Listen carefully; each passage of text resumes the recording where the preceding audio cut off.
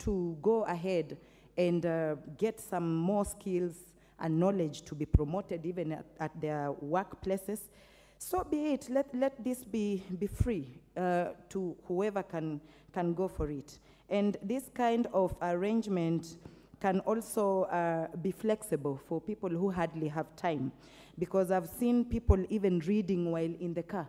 They put those things in the ears and go online and start just getting somebody on the other side giving instructions. And before you know it, by the time they are out of a matatu, they've been learning. So it's not like a system where you must be in a traditional way in a class and listening to a teacher.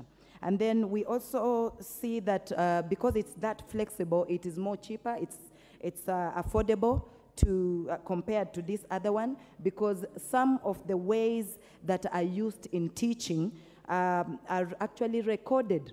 So there is no physical trainer or physical lecturer, but those recordings that somebody is given to listen to and make notes and then submit their homework. Also, I've been looking up into it, and then I was like, it is a good way of also just those people who have learned, they learned maybe in those days when things had not changed or the systems of education had not changed. Because if today my father was to resurrect from his grave with all the knowledge he had and the education he had, he would not even come to terms with what we are using today, because mostly it is digital.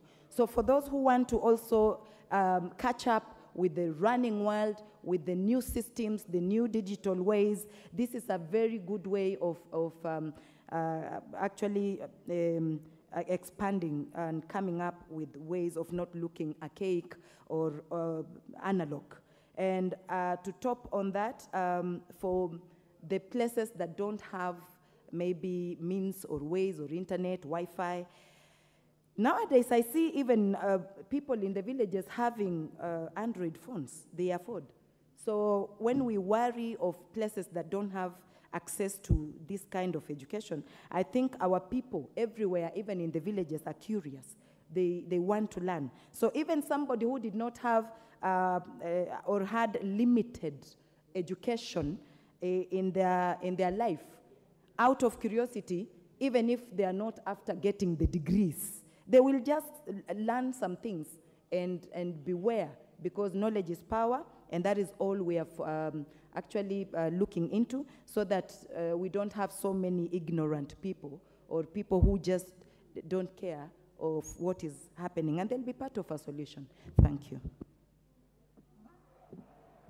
The Honorable Tindi Mwale. Thank you, Mr. Speaker. Mr. Speaker, I rise to support and contribute on this report, noble report, which is supporting the creation of open university in the Republic of Kenya. Mr. Speaker, I want first of all to commend my colleagues who have already contributed a lot on the advantages and disadvantages of having an open university in the Republic of Kenya. Mr. Speaker, I want to highlight two areas where you'll find that the open university in Kenya will be very fundamental to the society. You'll find that we have people living with disabilities who in some cases might not be able to access the learning facilities because some of the institutions lack the requisite provisions for the people living with disabilities. Mr. Speaker, you'll find that with open university, the person who is handicapped is able to learn from any place where he lives or where she lives, and that one gives access to education to such individuals. Mr. Speaker, you'll find we have people who are suffering from chronic diseases, and these people, some of them might require to be frequently seeing the doctor in hospitals and living near hospitals. With open university, Mr. Speaker, you'll find that these patients will be able to learn from wherever they are, if it's near the hospital or even if they are admitted in the hospital, Mr. Speaker, they'll be able to learn because the education is provided through digital means, Mr. Speaker. Mr. Speaker, I also want to support my colleagues who have raised the issue of integrity. I think we need to make sure that open universities in Kenya have got a high sense of integrity so that we don't see everyone who is claiming that he went to a certain university or learned through the laptop or computer, and maybe those people don't know even how the keyboard or the mouse looks like. Mr. Speaker, I want to support my colleagues also who raised the issue about sufficient access to internet. The government needs to make sure that, that Kenya is well connected to the internet so that each and every person living in any place in our Republic of Kenya is able to access internet and log in and be a student on Open Learning University, Mr. Speaker. Mr. Speaker, finally, I also want to urge because I'm a member of the Committee of Delegated Legislation, we are also going to consider the number of courses that are going to be offered, Mr. Speaker, because when you look at the report, the undergraduate courses are only 5, postgraduate courses are only 2. Mr. Speaker, we need to increase the courses so that the learners have got a room to choose wherever they wish to study, and also what they know that if I study this, I'll be able to contribute very well within the economy of the Republic of Kenya. With those few remarks, Mr. Speaker, I beg to support the report about the Open University in Kenya. Thank you very much. Very well. Honorable members, you have keyed in and we can see you here, so there's no need to even carry up your hand. The next on the line is Phyllis Bateau. Is she in the house? Honorable, proceed. Thank you, Mr. Speaker. I rise to support the motion on Open University in Kenya. Mr. Speaker, I would want to say that this is a very noble idea, and it has come at the right time. The world has become a global village, and it's high time education should not be a very something complex to achieve, but we should access it within a very simpler means. Mr. Speaker, Kenya has come of age for this type of institution, just like UNISA in South Africa, where it now offers all programs which are possible, and it has graduated students from undergraduate up to the level of PhD. So I think for this particular innovation, this Open University, it is the best thing that has happened to Kenya, that can happen to Kenya, Mr. Speaker. During COVID, we experienced very difficult times where people were left staying at home, children were not going to school, people were not going to college, students were not going to institutions of higher learning. And if we had such an institution, I mean, learning would have been a continuous process. Students would be able to access knowledge just wherever they are. Mr. Speaker, there are so many advantages of these institutions which has been enumerated by the mover of the motion. For example, it will give access to those people who are living with disabilities, those who are not able to move from one point to another. A colleague here was talking about even people who are shy to go and progress in their studies because it has taken them time. It will give an opportunity for such people to go to school. Also, it will encourage exchange programs. As I said earlier, the world has become a global village. We will have students all over the world accessing programs in such an institution in Kenya, and we will also have our students accessing other programs in other countries. And in that case, Mr. Speaker, we will have educational tourism, and foreign exchange will not be, Kenya will benefit from foreign exchange. Mr. Speaker, In my constituency, for example, Moibin, farmers have sold land to take their children to access international education. We have massive migration of students to Finland, to Australia, to America, which is a good thing. We would wish that also students from those countries where our students are going apply for these programs in our open university so that we also benefit from the cross exchange. We have had people who are not able to afford programs which maybe are not offered in Kenya and they are offered abroad, struggling to raise money to pay international fee, to travel abroad. They look for visas even when they don't have enough resources. So such a university will enable us to access multiple programs within Kenya. How I wish the infrastructure is looked at so that everybody within Kenya can access. We should have internet all over the country so that it is not going to disadvantage other parts and hence marginalization begins. So with those few remarks, Mr. Speaker, I support the motion. Very well. The Honorable Robert Bokoste is not in the House. So next is the Honorable John Mutunga, Tigania West. Thank you, Honorable Speaker, for the opportunity. Honorable Speaker, the Open University of Kenya is a great idea coming at this point in time.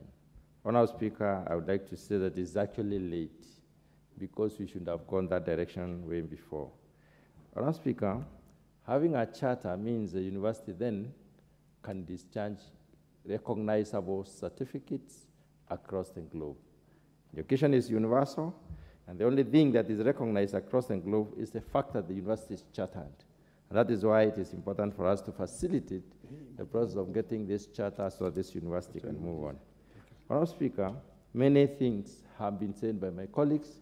I just want to say a few. One of them is the fact that it will save time a lot for the people who want to do education because they can work at any time of the day. I don't think it has to be on specific times. People can work at night because they don't have to travel. Courses can be scheduled at a particular part of the day, and it can be structured in a way that even working class category of people can be able to access education. On the other hand, Honorable Speaker, there are those of us who have advanced to a certain extent in age, and they don't feel like appearing at the university in class with much younger people, especially their children. It is going to offer a great opportunity for them to advance their education.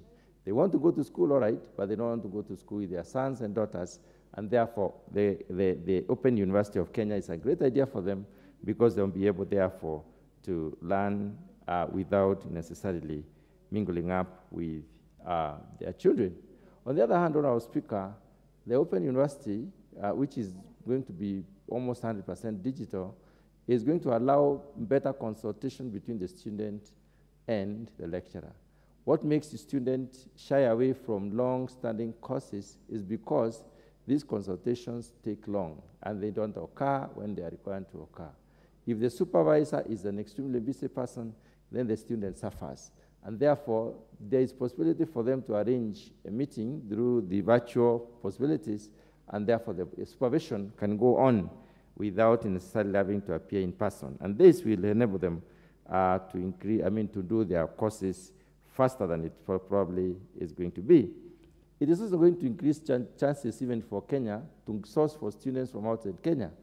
There are many people in this world who would like to have an opportunity to go for some studies, and we know even Kenyans enroll in universities across the globe through virtual means. Therefore, we are also going to offer an opportunity for those others from other countries who would like to have an opportunity to go to do education to join the university, the Kenya Open University of Kenya. Honorable Speaker, this possibility is enlarging the scope of coverage. We are a young nation. Education is essential for everyone. In fact, education is almost a basic need. It's an equalizer for people. It's one that enhances or balances out the missing links. It plugs in the missing links in the sense that education enables people to grow, and education offers opportunities. So we are going also to increase the chances for people to have university education who could probably not have missed it if they were to go to school, as it were. It is also going to help us in the charter is going to enable the university to qualify to be offering degrees and other certificates.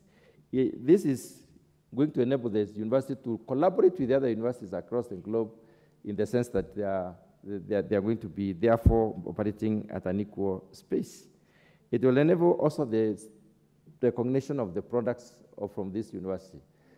That means that the certificates from this such a university are going to be, enable people to move from one level to another, which therefore is going to enable us to increase the chances, as it were, and to increase the possibilities. Honourable Speaker, I do support this particular motion. Thank you. The Honourable Caroline Ngeleche. Thank you, Honourable Speaker, for giving me this opportunity to support the motion on the consideration of the draft charter for the Open University of Kenya.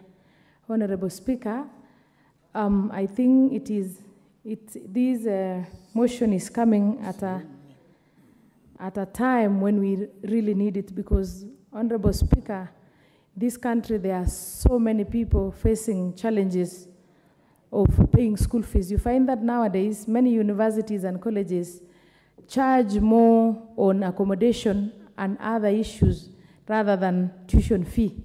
And that is, the tuition fee actually is what will earn you the degree or the certificate at the end of the day.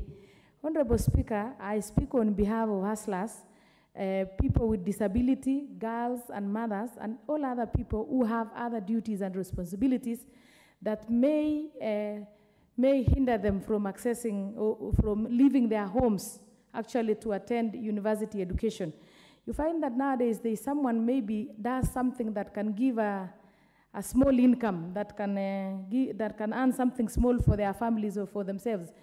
But if that person must leave their home to another place to attend university education, it means that that particular person will forego any other activity.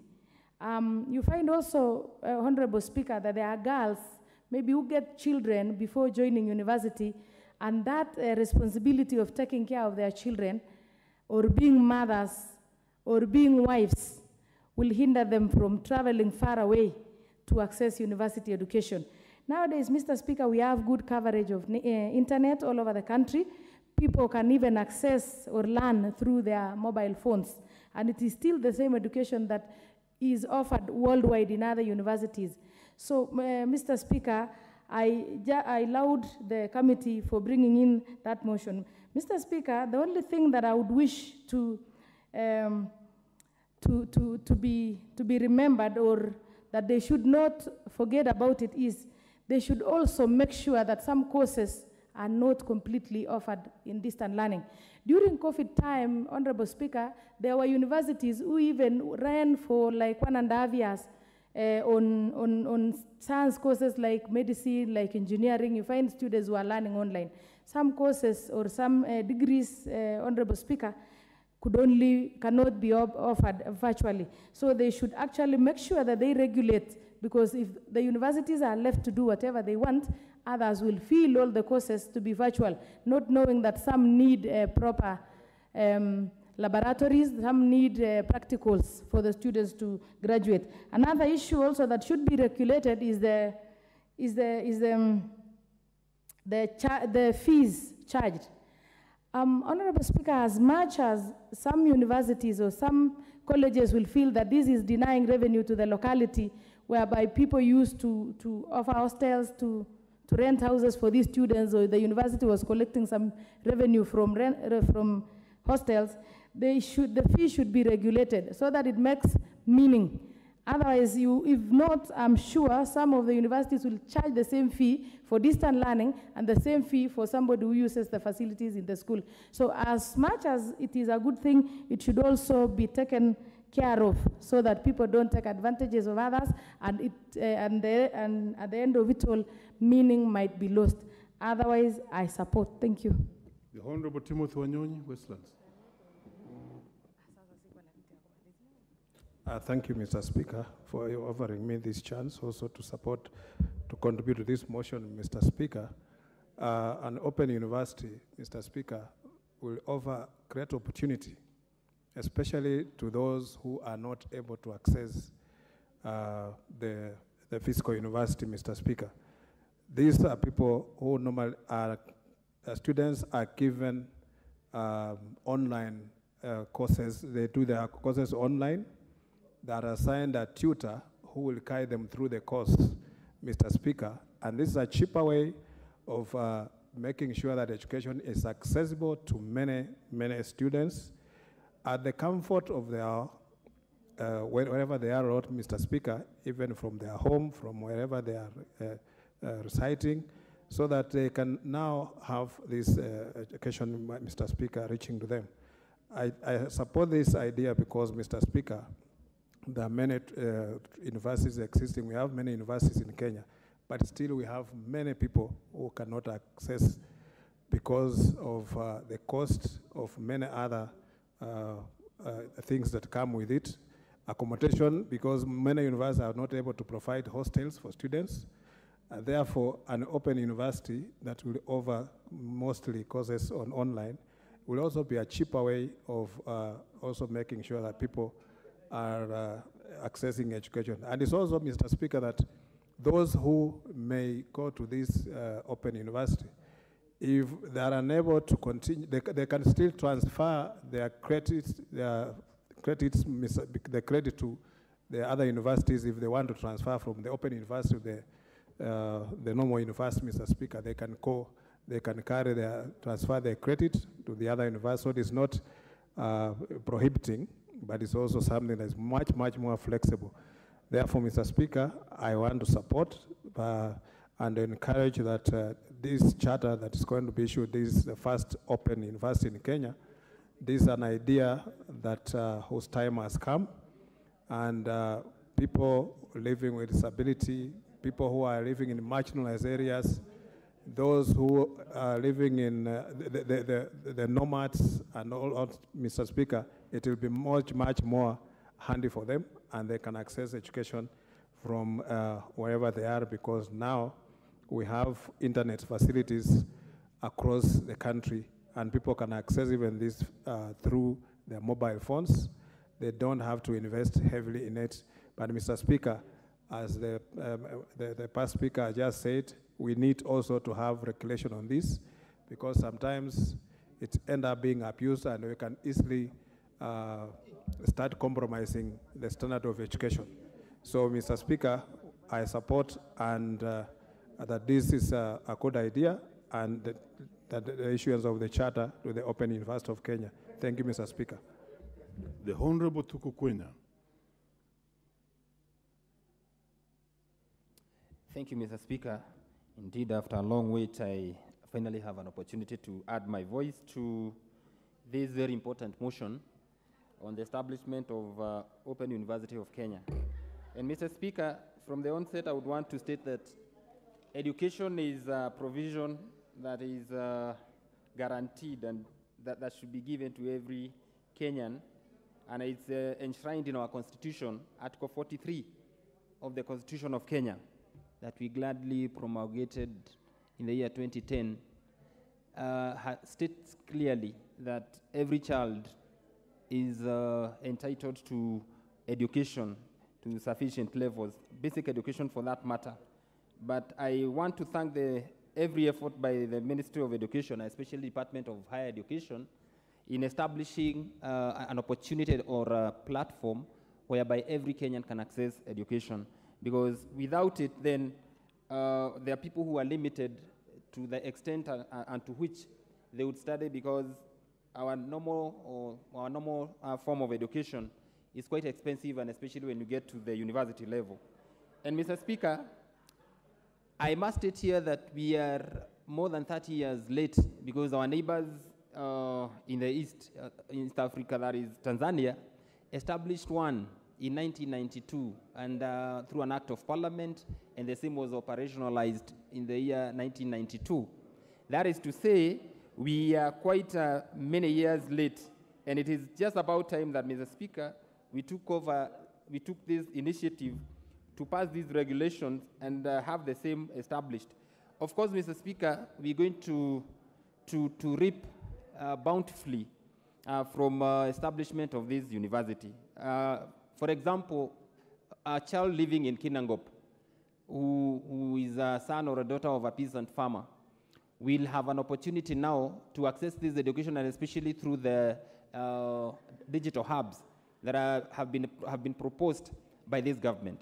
And all we are asking and praying is that this government is going to actualize the actualization of digital hubs in every ward, so that then every child or every person who is interested with education, university education, will have access.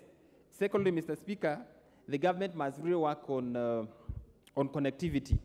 Connectivity and taking network to places where there is no network. And I want to allude to the words of the Leader of Majority that indeed fiber optic is being laid across the country.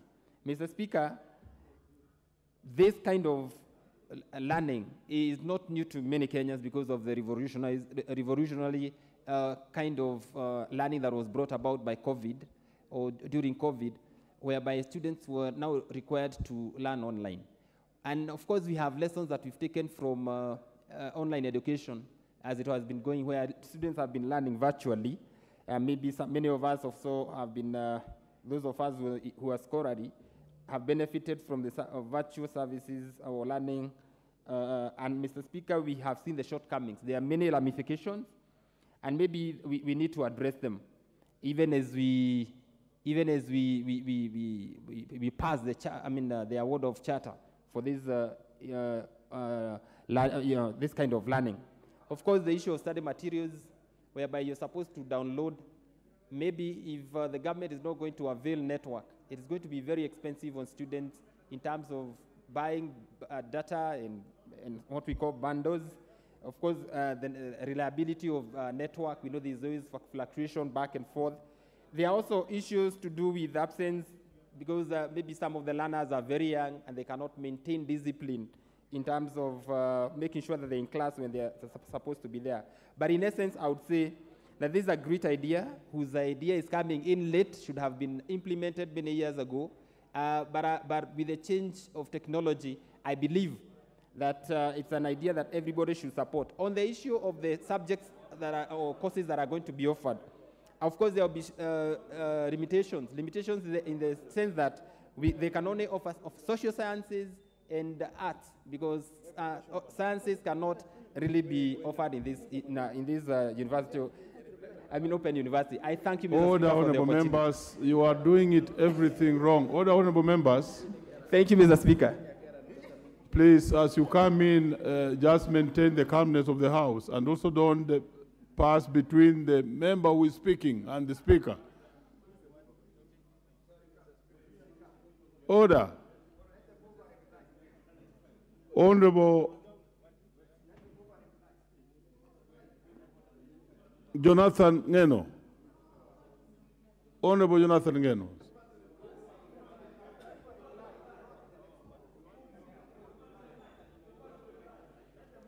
Order, honorable members. If you have that demand, it must come from yourselves. You know the rules of the House. Proceed, honorable member. Thank you, Mr. Speaker, for allowing me also to weigh, this particular motion. Mr. Speaker, a member is asking to call the mover, but Mr. Speaker, first we need to contribute, and then maybe the mover can be called later. Mr. Speaker, education everywhere has been noted to be the only equalizer that can make children from all divides have the same situation in their lives. Mr. Speaker, I think from yesterday and today, there has been a very deep discussion, especially on matters of education. And I think it is time, Mr. Speaker, because our education, I think we have never had an opportunity to review the kind of education system we have in our country. We have had to review the Constitution, we have had to review the governments, we have had to review so many things in our, even the agricultural systems and all that, Speaker. I think we need to have a serious conversation on education in this country because it has proved to be the only system that is very consistent in uplifting the poor to be on the same level with the rich.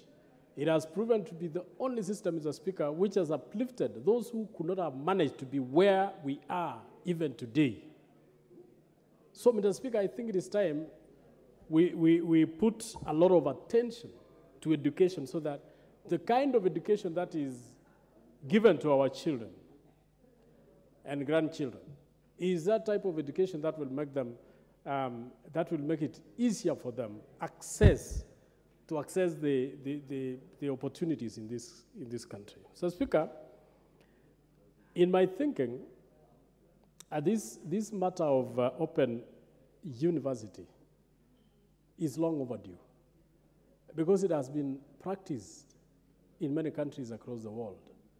It is only that our country had not had the opportunity to relook into it so that it can allow the students who want to study through these programs to access the education. So, Speaker, this open learning is like the distant learning. It is the easiest way to access education. It is flexible. For those of us who may not have the opportunity to go to class, may not have the opportunity to access the kind of universities that we want, we can access through e-learning. Our children in the remote areas, even especially with the introduction of this bottom-up economic transformation agenda, where we are going to be having Wi-Fi installations in every village, every ward. Mr. Speaker, I believe this one will allow our students, remember in this country, Mr. Speaker, students who finish university, or even who finish Form 4, they stay in the villages for many years, simply because maybe they do not have fees, others because they cannot access the universities of their choices, others who have also finished the university and maybe want to proceed with masters and PhD cannot do that because of the impediments of the situations that they face. With the introduction of all these Wi-Fis in the villages, our students who finished universities can proceed to study masters while they are still tammacking in their villages without necessarily going to university. So, Mr. Speaker, I believe this is very handy. Mr. Speaker, it will also be easier to access the kind of courses you want to access without much hassle. Mr. Speaker, it also promotes, especially, Mr. Speaker, initially when we had the Jubilee government, when it came to power in 2013, they had introduced the laptops to class 1s. Mr. Speaker, that was a very good idea. It's only that nobody wanted to redo it. Maybe they did what they did and got what they wanted and abandoned the idea. But, Mr. Speaker, if that system was to be promoted right from that ground level up to now, Mr. Speaker, accessing this e-learning would have been much, much easier. So, Mr. Speaker, I wish to support and I wish to say that our country is moving in the digital arena. We need to catch up with the rest of the world. Mr. Speaker, I thank you and I support. The Honorable Rachel Nyamai, Kitui South. Thank you very much, Honorable Speaker, for giving me this opportunity to support this important report by the Committee on Delegated Legislation, which is establishing a charter for Kenya Open University. Honorable Speaker, I'm very excited to talk about this because in 1998, when I was a young student, is the first time I heard of Open University, and I think it's long overdue. Honorable Speaker, I have looked at this document and I've listened to the mover of the motion and also the seconder, and I was very interested by the courses, and I would like to draw the attention of members to page 3 of this report, where the committee has identified, as per their discussions with the Ministry of Education and maybe the proponents of the university, the courses that they are going to start. Bachelor of Data Science, which is extremely important, Honorable Speaker. Our students are spending a lot of money. I think, Honorable Speaker, what is close to data science at the moment are the IT courses that are being offered by Strathmore University. So this is a very welcome move. Honorable Speaker, Bachelor of Science in Cyber Security. Honorable Speaker, as you may be aware, someone can call you today using a number that is familiar to you and maybe saved on your phone, speak using artificial intelligence in a voice that resembles the voice that you are aware of, and you can give information that can cause you lose money or lose valuables, Honorable Speaker. So these are courses that we need currently. Bachelor of Technical Education, Bachelor of Entrepreneurship, Bachelor of Economics and Statistics, and Bachelor of Agri-Technical and Food Systems is extremely important. Honorable Speaker, I would like to request the committee and also the Education Committee whether they can also go further and ask this Open University to go beyond these courses that they have identified and go for a degree which is extremely important in the world today, called Bachelor of Health Promotion and Bachelor of Education through Health Promotion, participatory health promotion, Honorable Speaker. Honorable Speaker, doctors have just realized that... Order. Order, Honorable Member was just moved in. Go back and follow the rules of this House properly. You can't crisscross. Go back, please. Completely prejudicing the House. Thank you. Proceed. Honorable Speaker, I was just saying that one of the extremely important courses is a course on health promotion. And I was just saying that doctors have realized that treatment of diseases is not the most important in our health. And I'm very happy that the President, Dr. Samoei Ruto, has just realized that health promotion is extremely important and ordered the Ministry of Education not only to focus on curative health, but also focus on preventive health. That is why I'm saying that health education, health promotion must be taken seriously. And Mr. Speaker, this Education Committee can also reach out to the best universities of the world, which are Manchester University, University of Florida, University of Liverpool, Boston University, Columbia University, the University of Pretoria, and the University of Southern Queensland, Honorable Speaker. And Honorable Speaker, when it comes to health promotion, reach to the best professors, like the professor who taught me health promotion, Honorable Speaker.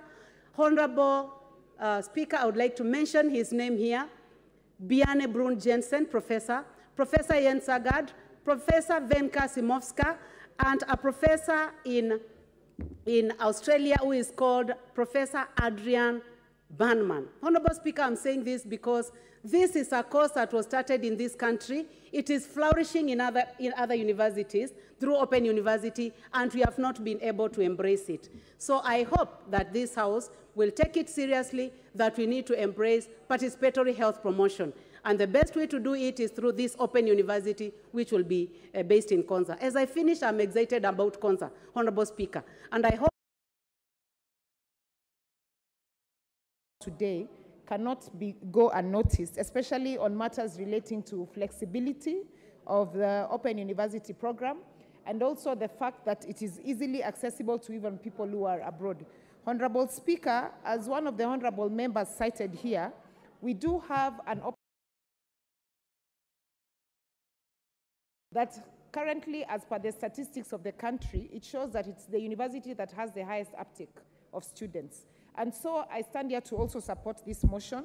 And in particular interest, I just want to cite the ICT perspective of why this is very important for us. Because number one, Honorable Speaker, we are still struggling to transition from the third industrial revolution to the fourth industrial revolution as a country. And the fact that this particular university will have courses that are related to cybersecurity and data science.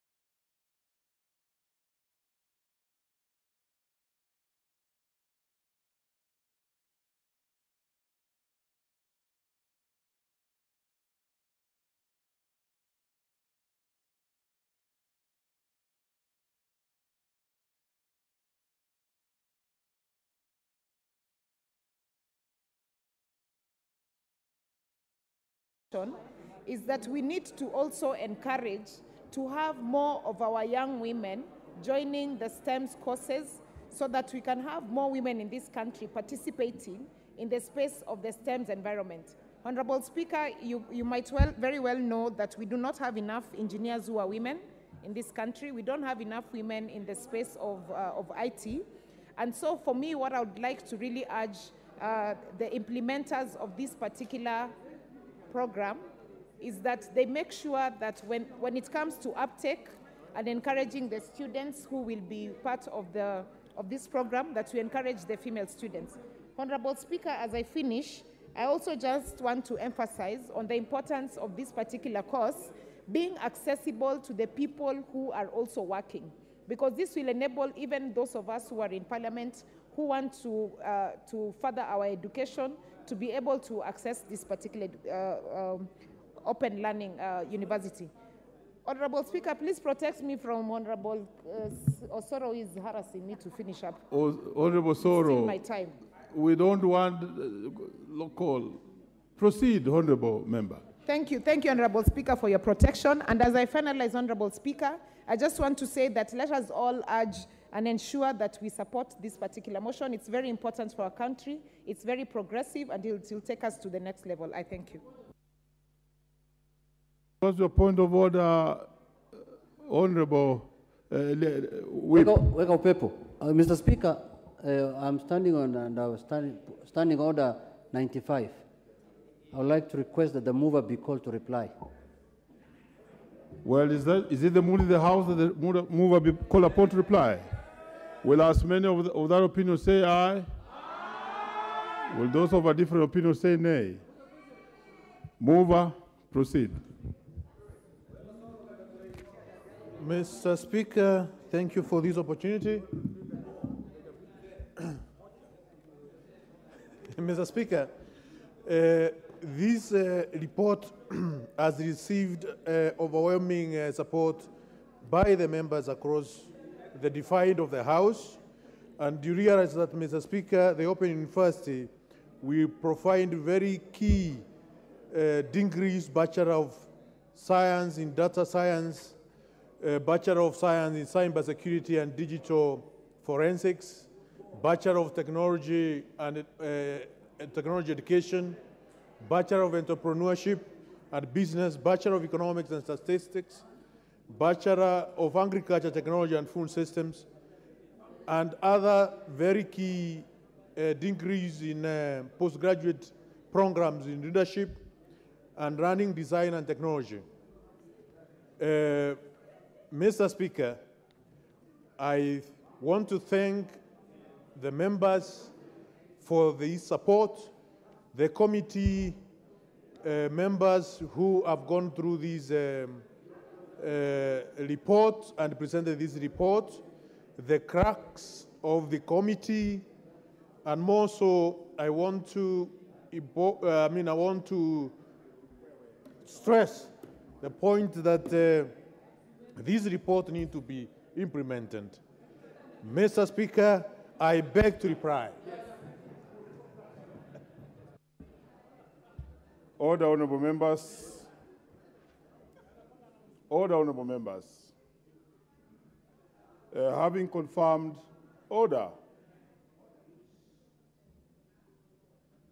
Having confirmed that we have the requisite numbers, I now put the question that this House adopts the report of the Committee of Delegated Legislation on its consideration of the draft charter for the Open University of Kenya laid on the table of the House on Thursday, 29th June 2023, and pursuant to the provisions of Section 24(1) of the Universities Act 2012, approves the award of a charter for the Open University of Kenya. Will as many as of that opinion say aye? Aye. Will as many as of a contrary opinion say nay? The ayes have it. Thank you. Next order. Order number 10, motion, approval of the Defense Cooperation Agreement between the Government of the Republic of Kenya and the Government of the Republic of Seychelles. Presumption of debate.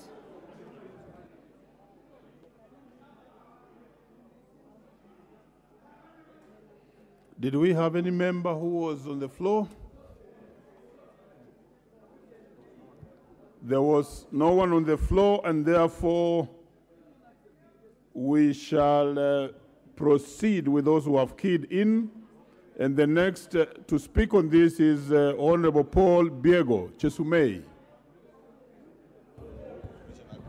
Paul Biego, Honorable Member for Chesumei. Mr. Speaker, sir, thank you so much for giving me this opportunity. Mr. Speaker, sir, what I had wanted to speak about was education, so I beg to give to the next. Very well. The Honorable John Kiragu, Honorable Member for Limuru.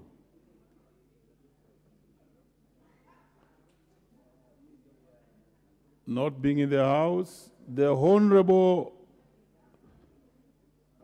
John Mutunga, Tigania West. Thank you, Honorable Speaker. Honorable Speaker, this motion was there last week and we tried to speak to it, but the time was lapsed before. Honorable Speaker.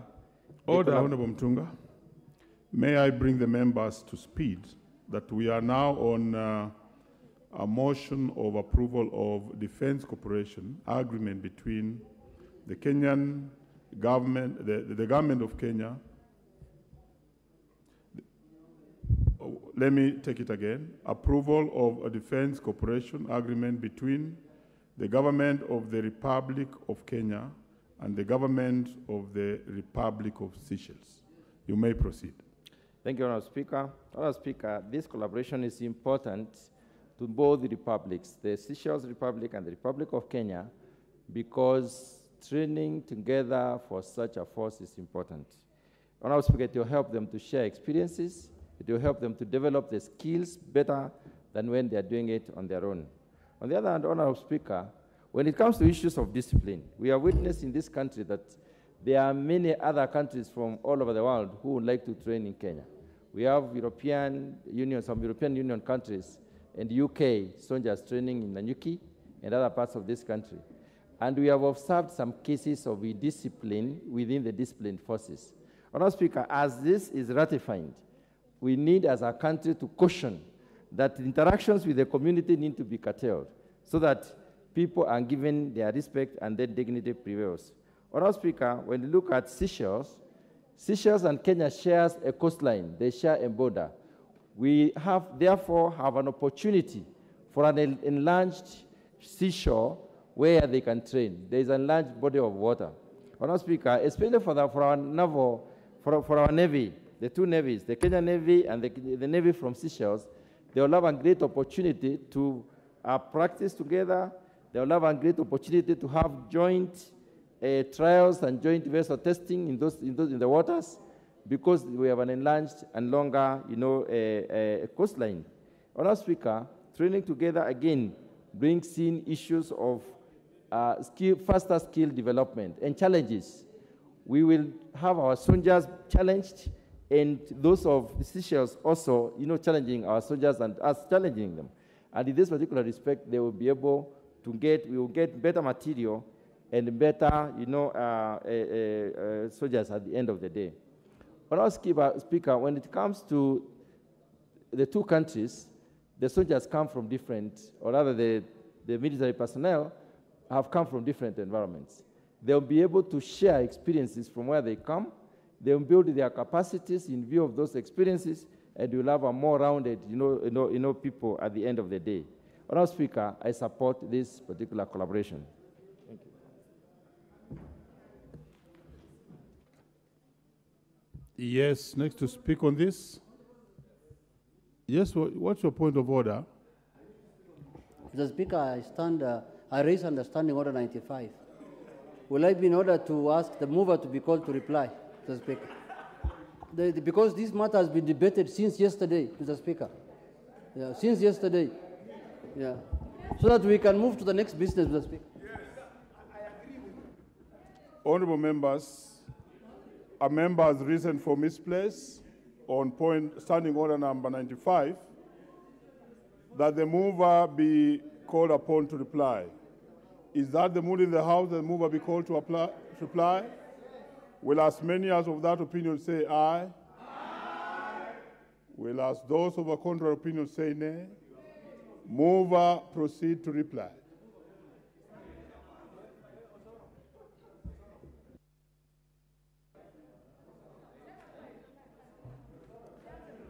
Honorable Speaker, I want to thank the members of this House. And this is the third day that this matter has been discussed. And DCA is a tool which is now globally accepted. And Kenya and Seychelles share a common border in terms of the sea.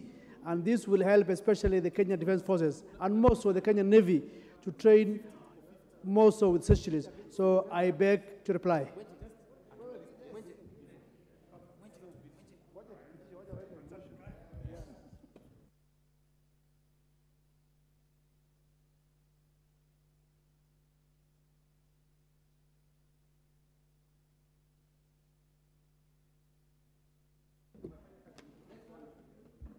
Honorable members,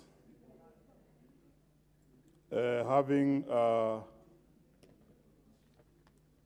approved that we have the requisite numbers, I now put the question that this House adopts the report of the Departmental Committee on Defense, Intelligence and Foreign Relations on its consideration of the Defense Cooperation Agreement between the Government of the Republic of Kenya and the Government of the Republic of Seychelles, laid on the table of the House on Tuesday, 13th June 2023, and pursuant to the provisions of Section 8.4 of the Treaty Making and Ratification Act 2012, approves the Defense Cooperation Agreement between the Government of the Republic of Kenya and the Government of the Republic of Seychelles. Will as many as of that opinion say aye? Will as many as our contrary opinion say nay? No. The ayes have it. Next order.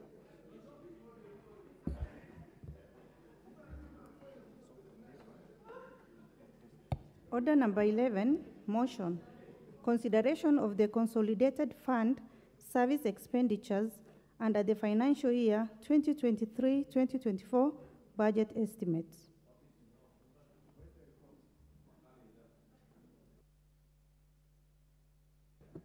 Mover. Yeah, thank you very much, Honorable Speaker.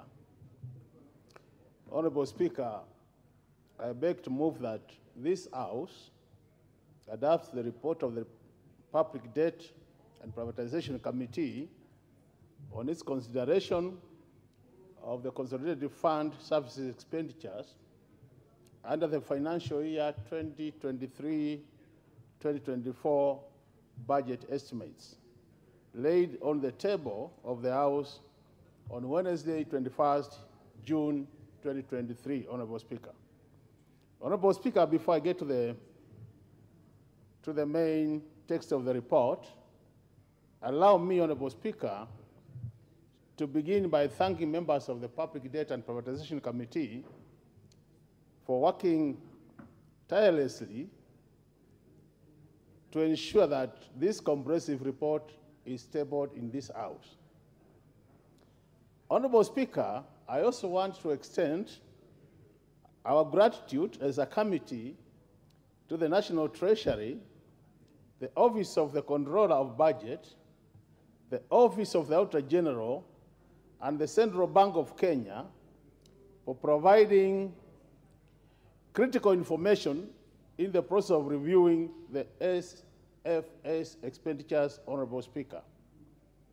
The Controller of Budget and the Office of the Auditor General, Honorable Speaker, have over time proven to be very critical in promoting accountability and transparency in relation to the CFS expenditures, and have highlighted gaps which the committee is oversighting, Honorable Speaker.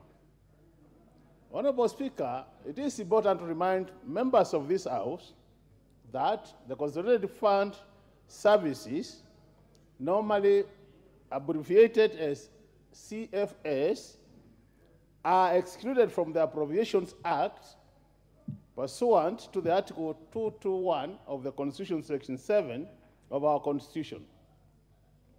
This is because, Honorable Speaker, they are a direct charge to the Consolidated Fund and thus do not require appropriation. This seems to be an unfamiliar aspect of expenditure in that expenditures can be undertaken without appropriation by the House, Honorable Speaker. Honorable Speaker, what we are saying in brief is that the SFS expenditures, unlike the other expenditures which we appropriate as a House, are never appropriated by this House. And so they just get they are direct charge to the Consolidated Fund. Honorable Speaker, for the benefit of members, the SFS expenditures comprise of the following expenditures. The first one is expenditures required to service our public stock of debt, being interest payments and redemption, that is maturity of public debt expenditures. The second item under these expenditure items, Honorable Speaker, is the pension expenditures.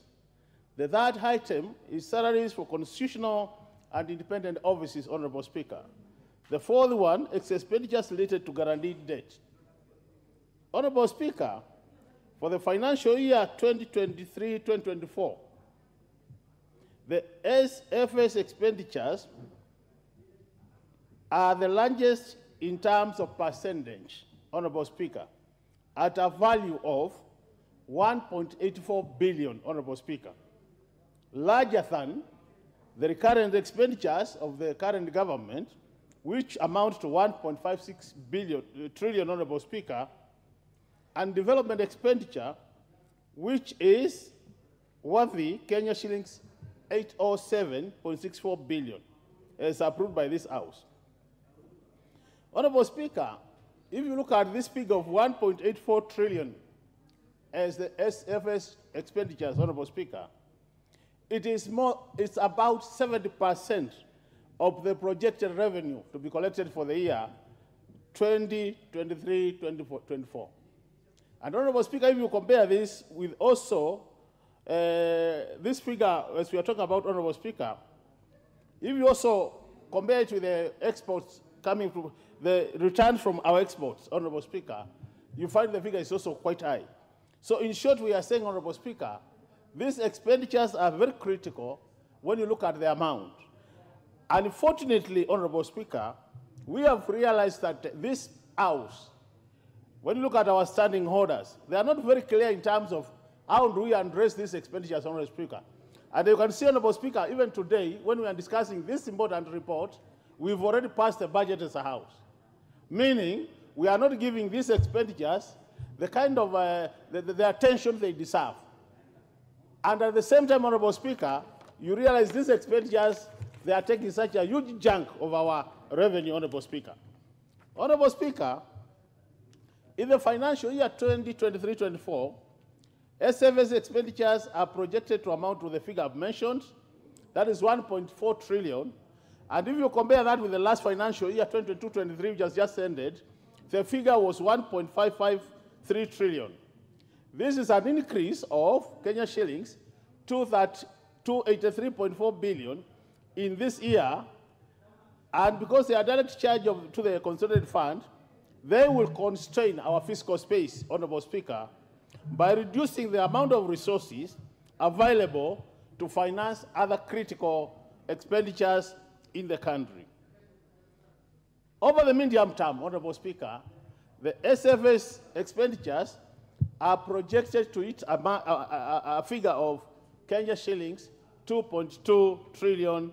That will be by June 2027, Honorable Speaker. The increase, Honorable Speaker, is largely driven by expenditures required to service the growing public debt stock, which amounted to Kenya shillings 9.6 trillion as at April 2023, Honorable Speaker. Debt servicing expenditures, Honorable Speaker, on average, account for about 88% of the total SFS expenditures. What we are saying, Honorable Speaker, is if you take the totality of how much we are spending on these SFS expenditures, 88% of that goes to debt servicing, Honorable Speaker. Honorable Speaker, in this regard, in the year 2023-2024, public debt service expenditure is estimated to amount to 1.625 trillion. This is an increase of about 265 billion, Honorable Speaker, largely on account of an increase in the external debt service expenditures from Kenya shillings 362.2 billion in the financial year 2022-2023, Honorable Speaker, to 622.47 billion.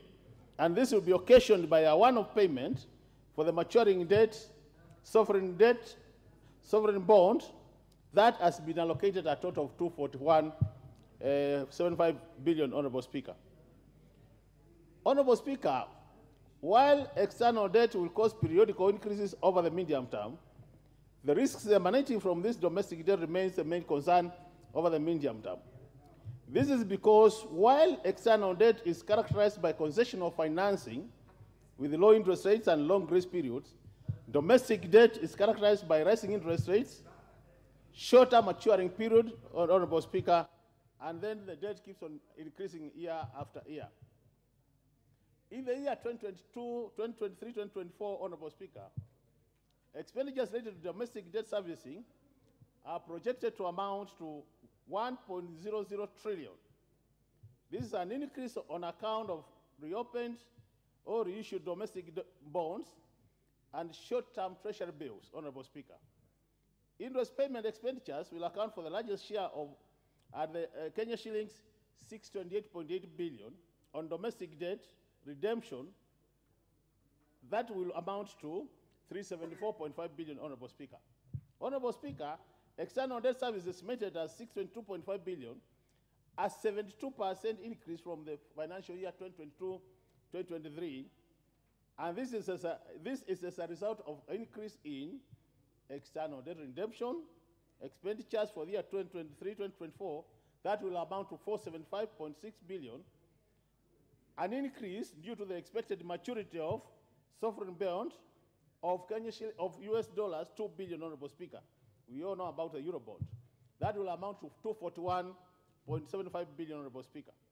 External debt interest expenditures, Honorable Speaker, will also amount to 1.69 billion, an increase primarily driven by expenditures required to finance commercial debts and multilateral debt owed to the institutions such as China Development Bank, Honorable Speaker.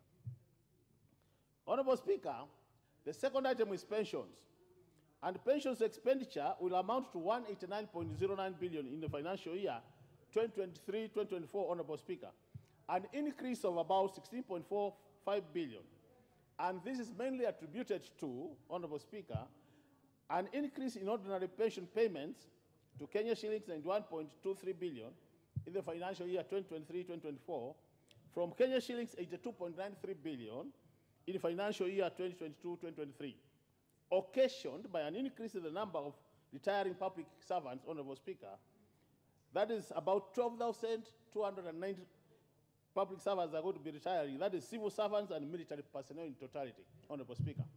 Furthermore, in the financial year 2023-2024, pensions are expected to increase by biannual pension increase at the rate of 3% as from 1st July 2023, this month, Honorable Speaker.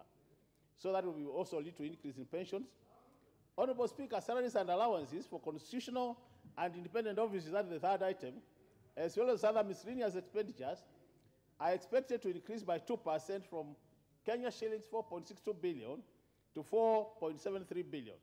Honorable Speaker, finally, are the expenditures related to debt guarantee by government that are called up. Honorable Speaker, the House will remember that most of these loans, which are taken by parastatals and the county governments, are guaranteed by the national government. So when they don't pay up, Honorable Speaker, the debt can be called up. So as we are talking now, Honorable Speaker, the Kenya Airways guarantee became a liability to the government in the financial year 2022-2023, and payments have been charged to the consolidated fund ever since. In this financial year, Honorable Speaker, 2023-2024, this country is going to pay a total of 17.2 billion towards that loan which was guaranteed for KQ. So the year which has just ended, we paid about 16 billion. Another 17 billion will be paid, Honorable Speaker.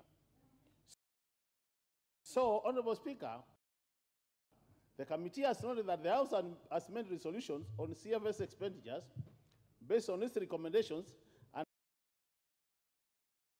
as a background, the follow-up of the implementation. For the year 2023-2024, the committee has come up with the following set of recommendations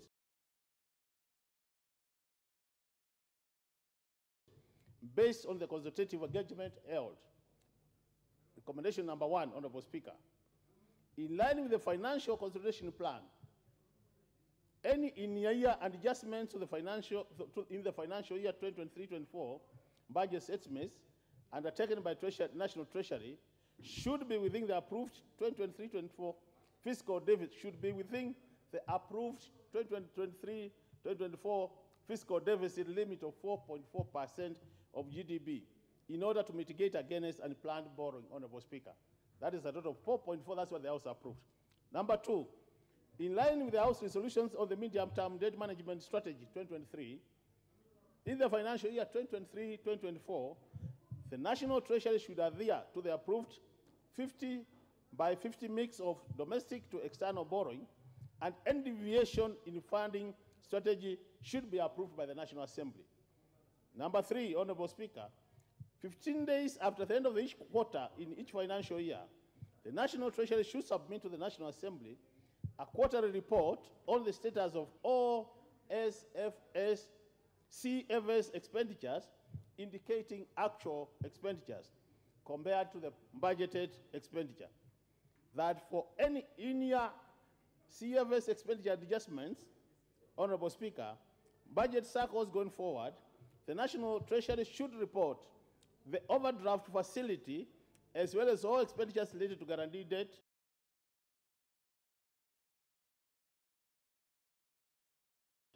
as a separate components of expenditures and not under the salaries and allowances component of the CFS.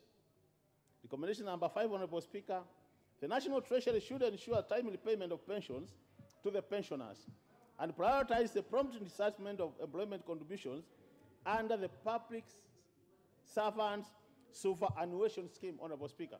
What we are saying, Honorable Speaker, as a committee, we have realized there is a serious delay in paying pensions to our retired civil servants. And it is time, Honorable Speaker, that our retired civil servants who have served this country faithfully are paid their dues in good time so that they don't die before they enjoy their terminal benefits, Honorable Speaker.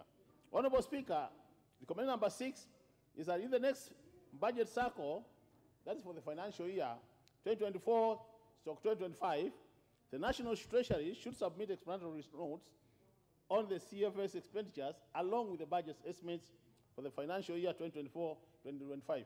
Honorable Speaker, explanatory notes are very important when we are analyzing budgets, and they provide more details than you can see in the figures. So it is important that as move to the future, the National Treasury, every item submitted to the National Assembly is accompanied by explanatory notes.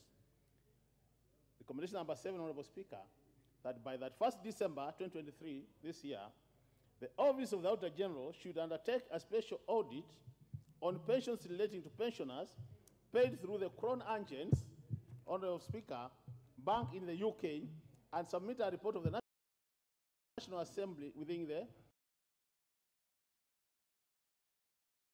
stipulated time frame. Honorable Speaker, the committee did realize that as a result of this committee starting to be very keen on CFS expenditures, the allocation for this particular group of Kenyans, retirees who are in the UK, was reduced from 150 million to 42 million. Is it a million, Honorable Speaker? And we were not sure what really happened. So that's why we are asking the Controller and Auditor General to go out there and do a specific audit on this matter so that as a committee, we are informed of what really happened and what triggered that change. And in case there will be any issue of misappropriation or misdirection of resources, Honorable Speaker, we will be asking this House to recommend the necessary sanctions for such a case, Honorable Speaker. So, Honorable Speaker, as I conclude, Honorable Speaker, I just want to repeat what I said earlier. I re-emphasize, Honorable Speaker, that these CFS expenditures, Honorable Members, are taking a huge percentage of our budgets. And it is important that we start paying more attention to them as opposed to what is happening now. And we'll be pleading with the House and more for the Committee on Delegated Legislation. We also have a petition. Communicated to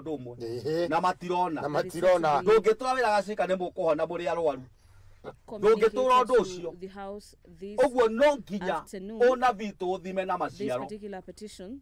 Ndungĩhota kũnjĩra nĩgũtoka mwaka wa mbere nĩgũtoka wa kerĩ wa gatatũ njagĩrĩirwo gũkũrathĩra nĩũgũtonga na kuonie njĩra cia gũtonga tondũ mbeca itiuraga ta mbura. Ndakwĩra Ngai nĩ aiga nĩũkũgĩa ngari na niĩ nũmĩrĩrie ũndũ ũngĩ ruta wĩra na kĩo tondũ ũtakĩheo ngari ikare hau njĩtĩre akĩrĩ Ngai yume kĩrĩ Ngai woiga yume ha Ngai igĩte ndegũgĩatha mũndũ ti mũndũ egwatha nĩwe kwamba the ũrute wĩra na kĩo ti ũthiĩ bara atĩ uge nĩ ndegwatĩra ũkwĩgwatĩra nginya kaburi na nĩguo ciĩgwatagĩrwo yahĩtũka kwanja tugaga atĩrĩrĩ andũ arĩa rĩu I possess in Jesus name mathiaga kaburi o makiugaga ũguo. Kiuria gĩkĩ kĩa tũngĩmenya atĩ mũnabii wa marĩ nĩ ndaigua ta wa tũbatie ũrĩa ũroiga ũndũ na ndũhinge twambe twĩyũrie ciũria tau niĩ ndĩ mũru mũno nĩguo gakũrehera ũnabii the undersigned ndiwoyaga on behalf of resident tondũ njũĩ niĩ nĩ niĩ mũnabii ũrĩa mũnene ona kanitha njagĩrĩirwo kwamba kwarĩrio nĩ ũcoke ũke nĩgetha confirm ũhoro ũcio. Atiriri koguo Ngai no arĩrie mũndũ wothe nginya mũcirika to ona mũcirika no amwarĩrie na kwarĩria ti atĩ dia kwarĩria wĩciria atĩ nĩ atuĩka mũnabii ũguo kĩrĩho tũrĩ atĩrĩrĩ Ngai akĩaragĩria kĩndũ gĩothe Ngai agĩkia ona akĩarĩirie bunda na ndĩatuĩkire mũnabii ũguo nĩ ũrabatara kwĩyũria atĩrĩrĩ ũnabii ũyũ ndĩraheo rĩ nĩ ũrĩkũ na wĩ ũndũ nĩ ũrehete thĩna mũno reke hutie hau ũndũ ũcio nĩ ũrehete thĩna mũno tondũ ũngĩthikĩrĩria andũ aingĩ nĩ arwaru mĩtwe mũndũ ona nyenje nĩ ciakĩra ithatũ nyũmba nĩ mũroge kwa nabii ku ona mbĩa yahiũka nĩ mũroge kĩndũ gĩothe ona nĩ mũroge nginya irio cia gũtherũka rĩmwe nĩ ndoge mwana gatoro nĩ mũroge na angĩ maroiga atĩrĩrĩ o kaũndũ onire nĩ mbara mwana wakwa gũkũ mbara nĩ nene mũno mũtungatĩri tũtirakoma mwana ararakĩra na rĩngĩ nĩ kũrĩa nĩ irio mũtarahe mwana tarora thĩinĩ wa John 3:16 tondũ wa ũrĩa Ngai endire kĩrĩndĩ gĩa gũkũ thĩ akĩruta mũrũ wake wa mũmũ nĩgetha ũrĩa ũkũmwĩhoka ndakanore no agĩe na muoyo na agĩe naguo kũna.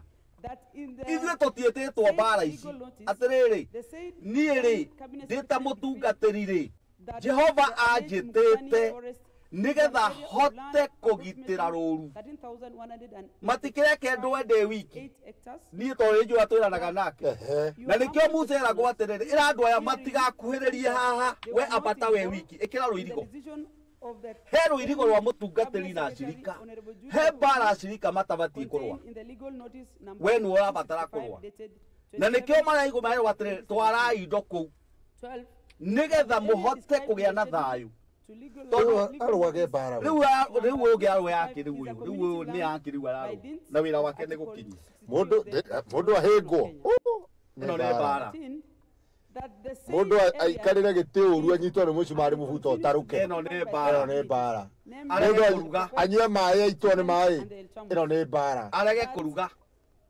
manegenanie na muthe ino ni mbara ni ngake na ndarikia atiriri iyo ti mbara ni urimu ni aregire kuruga ubatio kunegenio ubatio kunegenio ni kwa irio cio gwicura ukege ni mbara ko tarona atiriri haha muna vitu andu ni matuire maundu mothe ma kiroho haha una andu matuire maundu mothe ni ma kiroho ni kwenda kwirwo muno matire mathira o marenda gucaria miturire yao noguo maracaria mundu kumera atiriri mathina mayo ragera ri ni neiba nikurogete uguo erwo ni neiba emurogete riu ni ahorera riu ni anjia kundiru na neiba riu ucio niguo thina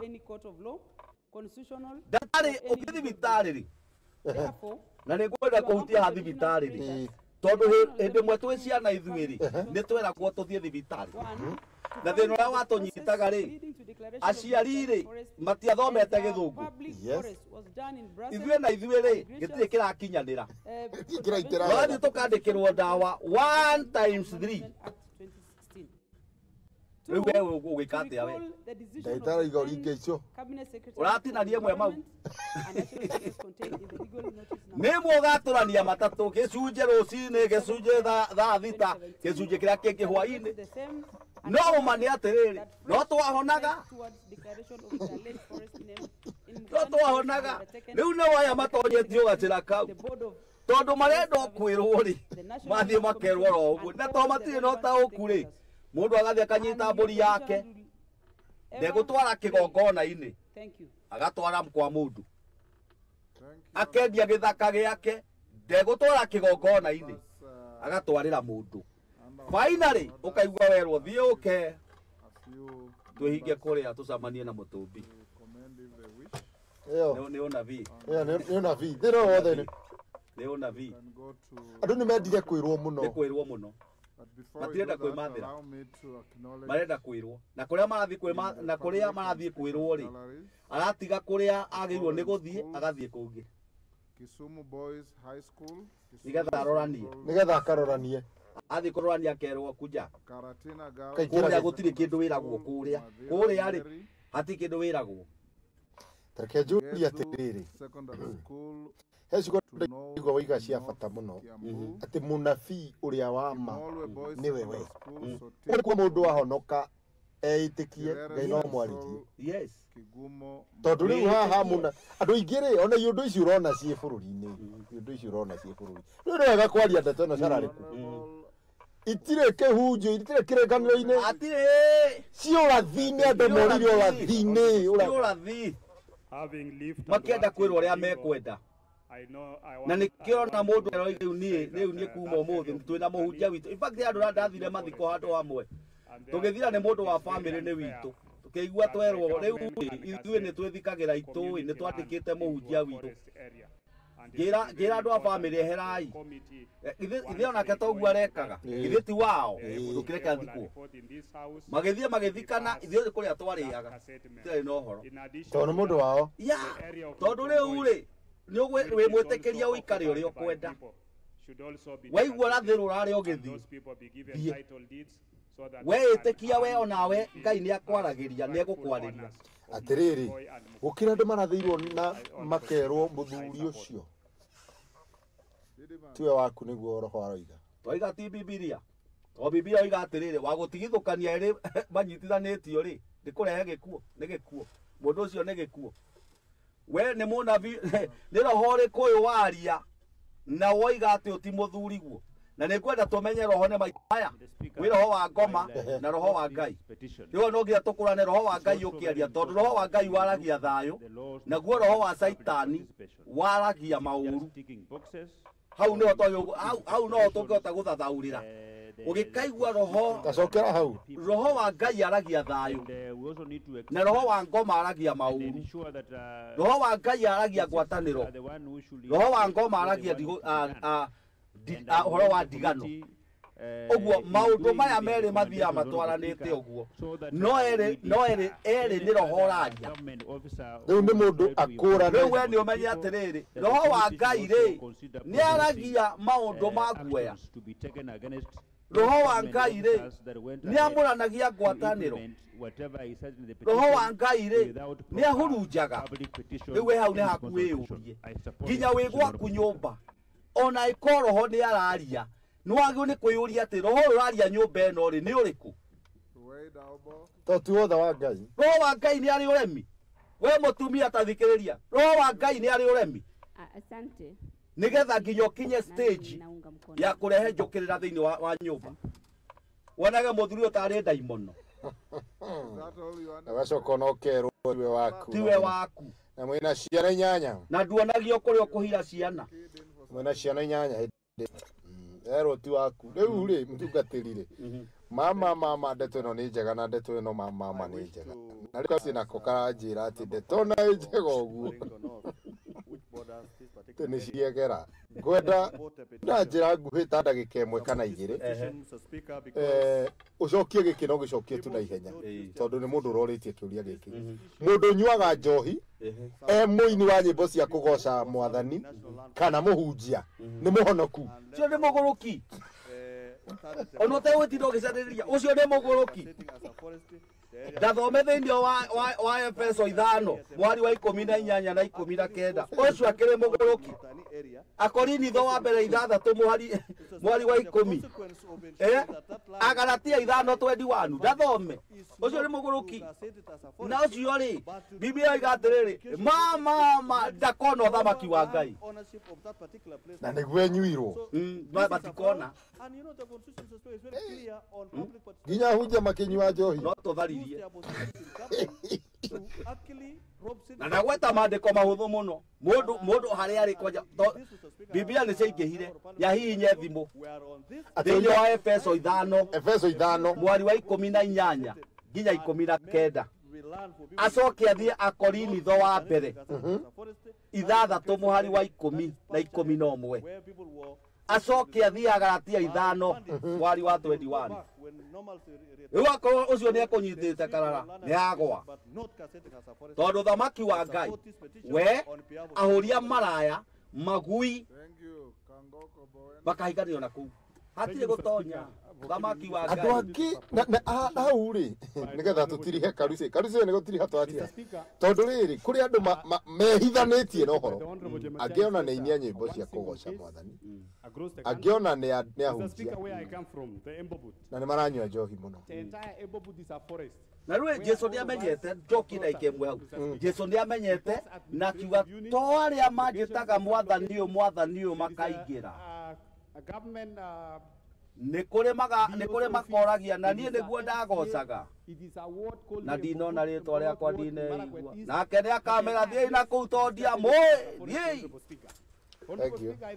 we å tå raga wä hithä te njohi-inä å nyuaga njohi atä umaga kä gongona-inä å gathiä kå nyua njohi wä må inyi wa nyä mbo cia kå goca mwathani nä å racambithia å horo Ngai na ndå kona å thamaki wa matu-inä tondå kiugo kä a Ngai na njohi nä ya tå njohi nä ya tå ya roho må theru thiä tå rä agwo nä roho må theru nä å ngä ngora ngä hunjwo kuo warä irwo tene må rä u no rä må rä u agathira nä roho gira mwä roreri å horo tondå rä u karucä Ngai akå rathime nä kwenda kå geithia atwä roreri arä a matwä rorera na makä ria ngeithie bamä yakwa nyendete må no nguyaga ndä wairä tu ana na kä mwana kä mwe na nä kä rahikanirie na by the way nä kä nduä te ndä hau nä twä rä arå atatå må ciä na nä tåragoca Ngai nä å ndå wa å guo na njoke ngeithie Bishop witå Peter Gatimå tå mwendete må no nä wo twotete gå tå tua tå gakinya harä a tå rä na Bishop witå må Ngai na tungatä rä a tå tungataga nao aingä Ngai amå rathime gä kambura Jesu amå rathime na cirika ndä mwendete må no å guo nä må ä hau ti gå tinda atä ngiuga nä moä nä ndä mendete Ngai amå rathime. Thank you very much. Mwiroreri wa Muthingi TV Ngai nawe akurathime na gwike wega tondu wa gwikira gutwarana na ithuĩ na muoria ciũria nyingĩ mana nĩ ciũria nyingĩ na mundekere tondu ciũria ici imwe ndinahota gũcicokia no ningĩ nĩ hekanya haiya ũcio nĩ mũtungatĩri wa kanitha witũ thengio ucio nä må ndå ä kå rä a gwä two Tony Babalovi ekå rä a Kayole na må rathime na mwä ke wega niä no nginya ndirihä re tabarä ra ä no hau kå ringana na mwerekeri wakwa aranjä ra mathaa maitå nä mathira na ni nä ngwä tä kä ra oro å guo mwerekeri wakwa akä njä ra thengio må no ngwä re atä thiä na wega na tigwo na wega itigiragia andå makonana rå cio nä må thenya wa Friday tabarä ä no nä å kå menya gå kagä ra o må thenya kuma Jumatatå nginya må thenya wa Friday na tå kamä tiriha rå cio tirihaga na horo wa gå kä goca mwathani koguo maå ndå marä a mangä waigua å tigä tie mamä re hau tondå tå rä ona må tungatä ri no ndä mwä te handå keheri-inä å guo agå thomera na ningä hä ndä ä yo ä ngä tå kå mwä ta tondå nä njå ä atuä kä te må rata wa må thingi TV nä agatå cokeria ciå ria icio ngai amå rathime ngiai na å tukå mwega na ningä å tukå wa kä rathimo. I want to join my colleague in condemning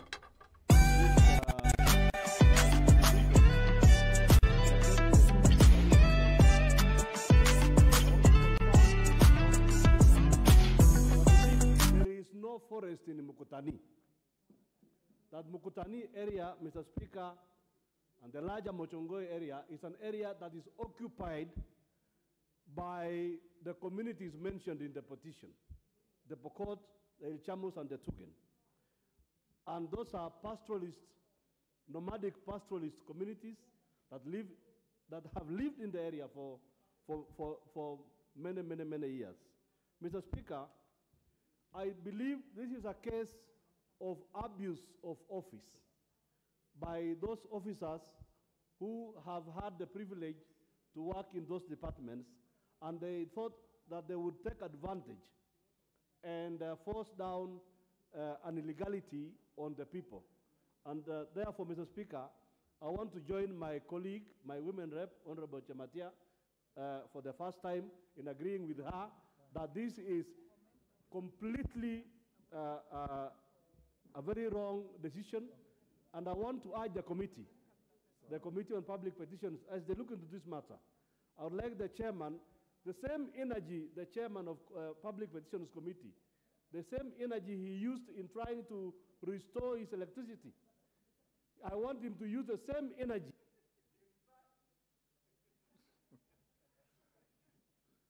You are obviously veering off the beaten track and discussing a colleague without a motion, which is out of order. Ngele Chei. Thank you, Honorable Speaker. I want to support the petition by Honorable Chematia on the gazettement of community land. Honorable Speaker, for those of us who live in counties where there are massive forest cover, such occurrences are not isolated. There is a story in Elgeyo Marakwet of a forest called Cheptonge, whereby the chief at that time, the senior person at that time, fought with a white settler. And then the white settler punished the whole community by gazetting their land to be forest, and they were displaced to other places. Honorable Speaker, such communities, innocent communities, and people who might not have access to what is happening should not be intimidated or be displaced by gazetting their land. Mr. Speaker, as much as we want to grow trees and we want to have more forest cover in Kenya, we also need to have a place for those who are taking care of the forest, or for the reason of growing forest, to be there. We cannot displace human beings to grow trees so that the trees can benefit the same human beings. I therefore wish to support our petition. Thank you. Can we stop there? Yes, Okello. Jared of Nyando. Yes, I thank you, Honorable Speaker, and I want to firstly join you, and on behalf of the Kisumu Central Member of Parliament, welcome our good sons from Kisumu Boys High School. It's one of our prestigious schools within Kisumu County. I thought you wanted to talk about the petition. Yes, that's what I'm coming to, Honorable Speaker. But being that they come from my county, I wanted to welcome them officially. Honorable Speaker, land will forever remain emotive, and therefore any approach employed towards disturbing the status quo must be addressed with due consideration, Honorable Speaker. Now we are in this situation today, courtesy of the presentation by my sister Gematia, because somebody chose to be careless and not paying attention to the plight of the residents of that area, degazetting land and appointing the same land to be a forest. Whereas we appreciate the importance of forests in this country as water catchment areas, and those areas that address and absorb the carbon mix. Because when there is climate change, such as the one that we are experiencing, it is only important that we pay much attention to the issues of forests. But it cannot be to the detriment of the existence of a people, Honorable Speaker. There are elaborate processes that are being put in place for degazettement or gazettement of a particular place, Honorable Speaker. And when you fail to address these matters, then we become to this situation. And therefore, I implore upon the committee in charge of petitions to move expeditiously, address this matter and put it to rest. And I thank you, Honorable Speaker. Thank you. The petition stands committed to the Committee on Public Petitions, who should report back within 60 days. Next order. Before that, Clerk, allow me also to acknowledge in the public gallery Moi Forces Academy Lanet from Bahati, Nakuru. I've been requested by the member for Kajiado Central that his daughter is among those in the gallery. He wants to acknowledge her presence. You can, on behalf of all of us, welcome not only the school of your daughter, but all the schools. Thank you. Thank you very much, Honorable Speaker, for giving me this opportunity. Honorable Speaker, let me take this opportunity to welcome Moi Forces Lanet, a class of Form 4, 2023. Honorable Speaker, Moi Forces Lanet is one of a very good national schools that is managed by our military. I also happen to sit in the Defense, Intelligence and Foreign Relations Committee. So I have a lot of interest in this school. And Honorable Speaker, let me also take this opportunity on behalf of all these members to wish an early success for our Form 4s and urge these girls to put in all their effort because I've talked to them outside there. It is tough out here. It is competitive, so they need to do their best.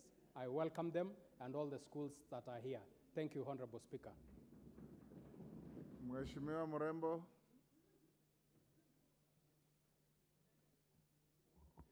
Is that your name or your title? My name. Thank you.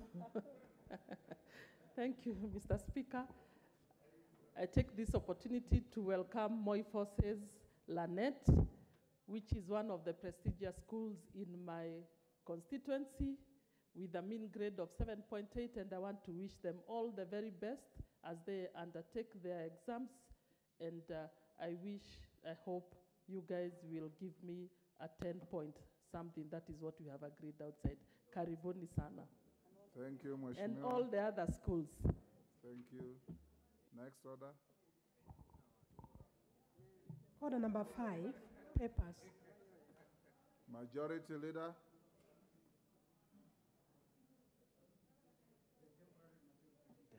Yes, Honorable Chepkonga. Thank you, Honorable Speaker. I am the temporary majority leader for the time being today. Honorable Speaker, I beg to lay the following papers on the table of the House today, Thursday, 6 July 2023. 1. Report of the Auditor General and financial statements of Human Resources Management Professional Examination Board for the years ending 30th June 2019, 2020, and 2021. 2. Reports of the Auditor General and the financial statements in respect of the following institutions for the year ended 30th June 2021 and the certificates therein. 1. Acheko Vocational Training Center. 2. Garsen Technical and Vocational College. 3. Mr. Speaker, reports of the Auditor General and financial statements in respect of the following constituencies for the year ended 30th June 2022 and the certificates therein. 1, Turkana East, 2, Turkana West, 3, Turkana Central, 4, Turkana South, 5, Wajir South, 5, Bamajoke Chache, 6, Jomvu, 7, Kisauni, 8, Kasepul, 9, Saku, 10, Moyale, 11, Laisamis, 12, North Or, 13, Isiolo South, 14, Isiolo North, 15, Samburu East, 16, Samburu West, 17, Samburu North, 18, Laikipia East, 19, Laikipia West, 20, Laikipia North, 21, Kajiado East, 22, Kajiado Central, 23, Kajiado North, 24, Baringo Central, and 25, Baringo North. 4, Mr. Speaker, reports of the Auditor General and financial statements in respect of the following institutions for the year ended 30th June 2022 and the certificates therein. 1, the Kenya National Examination Council. 2, COVID-19 monitoring impacts on learning outcomes project. 3, National Cereals and Produce Board. 4, Koshin Technical Training Institute. 5, Olesos Technical Training Institute. 6, Tigania East Technical and Vocational College. 7, Elders Technical and Vocational College. 8, Meru National Polytechnic. 9, Agriculture and Food Authority. 10, Agriculture and Food Authority Car Loan and Mortgage Fund. 11, Kenya Maritime Authority Staff Mortgage and Car Loan Scheme. And finally, Jomo Kenyatta Foundation. And 5th, Mr. Speaker, report of the Auditor General and financial statements of Norwegian Program for Capacity Development and Higher Education and Research for the year ended 31st December 2022 and the certificates therein. I thank you, Mr. Speaker. Chairperson, Departmental Committee on Agriculture and Livestock. Mutunga, yuko wapi?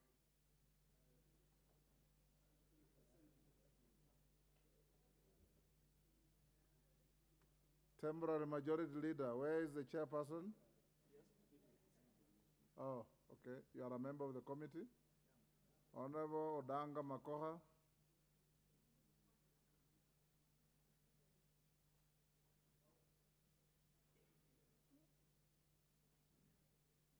Give him the mic. Thank you, Honorable Speaker. Honorable Speaker, I beg to lay the following paper on the table of the House today, Thursday, 6th July 2023. A report of the Departmental Committee on Agriculture and Livestock on its consideration of the Sugar Bill, National Assembly Bill number 34 of 2022. Thank you, Honorable Speaker. Thank you, Honorable Makoha. Chairperson, Select Committee on National Cohesion and Equal Opportunity. Who is the chairperson? Go ahead, Chairman. Mr. Speaker, sir, I beg to lay the following paper on the table of the House today, Thursday, 6th of July, 2023. First report of the Select Committee on the National Cohesion and Equal Opportunity on Employment Diversity Audit in Public Institutions. Thank you, sir. Thank you. Next order.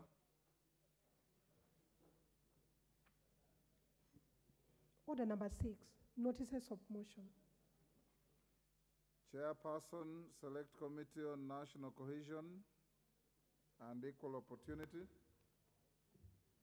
Mike. Give him the mic. You've given him one away from him. Mike. Use the one on your right, Okay. Chairman. Mr. Speaker, sir, I I move the notice for consideration of the first report of employment diversity audit in public institution, that the House adopts the first report of the Committee on National Cohesion and Equal Opportunity on employment diversity audit in public institution laid on the table of the House on the Thursday, 6th July 2023. Thank you. Next order. Order number 7, questions and statements. The Honorable Mishimbogo.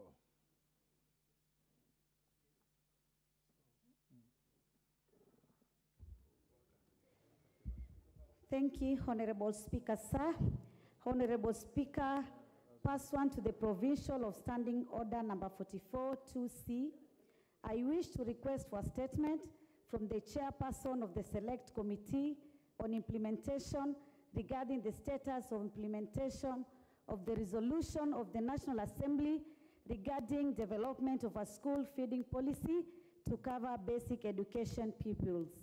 Honorable Speaker, sir, by a resolution passed on Wednesday, 25th October 2022, this House approved a motion sponsored by the member for Kakamega County, Honorable Elsie Muhanda, resolving that the Ministry of Education develop a school feeding policy to cover basic education pupils and sustain the program in order to ensure that children are maintained in schools for effective learning and improve their well-being. The intent behind this policy, which I supported, was to provide sustenance to all basic education pupils and to ensure that they can continue their education without facing hunger challenges in school. Honorable Speaker, sir, Standing Order number 2092A empowers the Committee on Implementation to scrutinize resolutions of the House and examine whether or not such decisions undertaking have been implemented, and when implemented, the extent to which they have been implemented, and whether such implementation has taken place within the minimum time necessary. Noting that in passing the stated motion, this House took cognizance of the crucial milestone that expeditious implementation of that resolution would contribute towards ensuring that the right to basic education, as enshrined in Article 53(1)(b) of the Constitution, is truly accessible to all pupils, irrespective of their economic background. It is therefore imperative that the House be appraised of the progress made by the Ministry in the development and implementation of the school feeding policy 7 months after adoption of the motion. Honorable Speaker, sir, it is against this background that I seek a statement from the chairperson of the Select Committee on Implementation to provide a comprehensive report on the progress made in implementing the school feeding program as passed by the National Assembly on Wednesday, 25th October 2022. Thank you, Honorable Speaker, sir. Thank you, Honorable Mishimbogo. Honorable Samuel Chepkonga, Chairperson, Committee on Delegated Legislation. I thank you, Mr. Speaker. Mr. Speaker, I rise pursuant to Standing Order 44 2D and Standing Order 2210 5A to report to the House the list of the statutory instruments approved under paragraph 4A of the Statutory Instruments Act. Mr. Speaker, it is a requirement of the Statutory Instruments Act that the committee reports the instruments that it has considered and approved and recommended to the House every 3 months. And that is what we are doing this afternoon, Mr. Speaker. The committee has received a total of 45 statutory instruments since its establishment on 4th of November 2022. It has considered and concluded 34 statutory instruments, out of which 25 have been approved pursuant to Standing Order 210-4A. Reports on 11 statutory instruments have been tabled in the House. The House has approved 9 reports on the statutory instruments, and 3 reports are awaiting approval by the House. There are, however, 6 pending statutory instruments before the committee for its consideration. The Ministry of Environment, Climate Change and Forestry submitted the Climate Change Public Participation and Access to Climate Change Information Regulations 2023 on 6 April 2023, pursuant to Section 11 of the Statutory Instruments Act. However, after engagement and analysis of those regulations, Mr. Speaker, the committee requested the ministry to withdraw these regulations because they were inappropriately before the committee.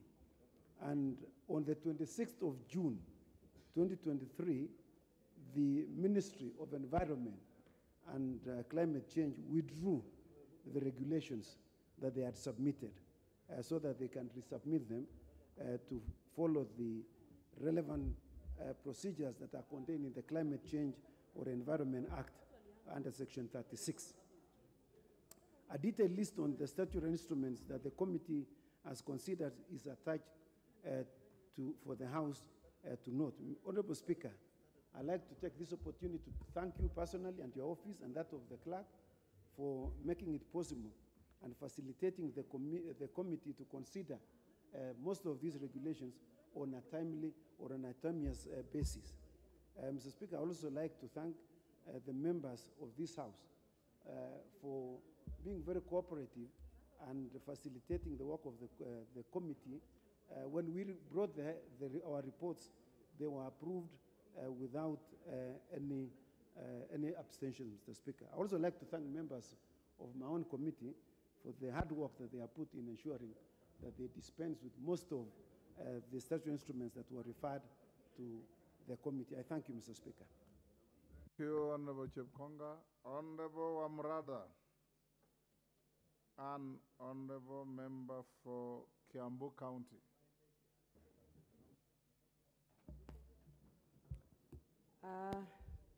Thank you, Mr. Speaker, sir.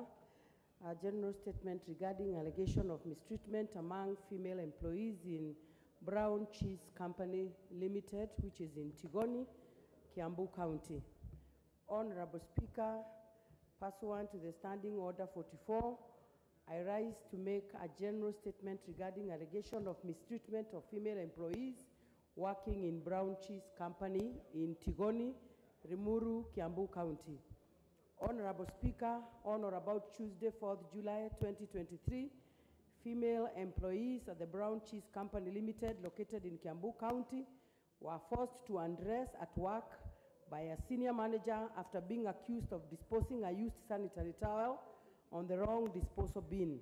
With the rising case of gender discrimination in the country, and 3 senior managers acted against the menstrual hygiene management policy, it is disheartening to note that the said managers are actually female. We commend the police for having swiftly taken action and arresting the culprits. Honorable Speaker, while we note this laudable action by the police, we strongly condemn the call-out treatment given to the female employees of Brown Cheese Company Limited, and we demand further actions to be taken against the senior manager for acting in this inhumane manner.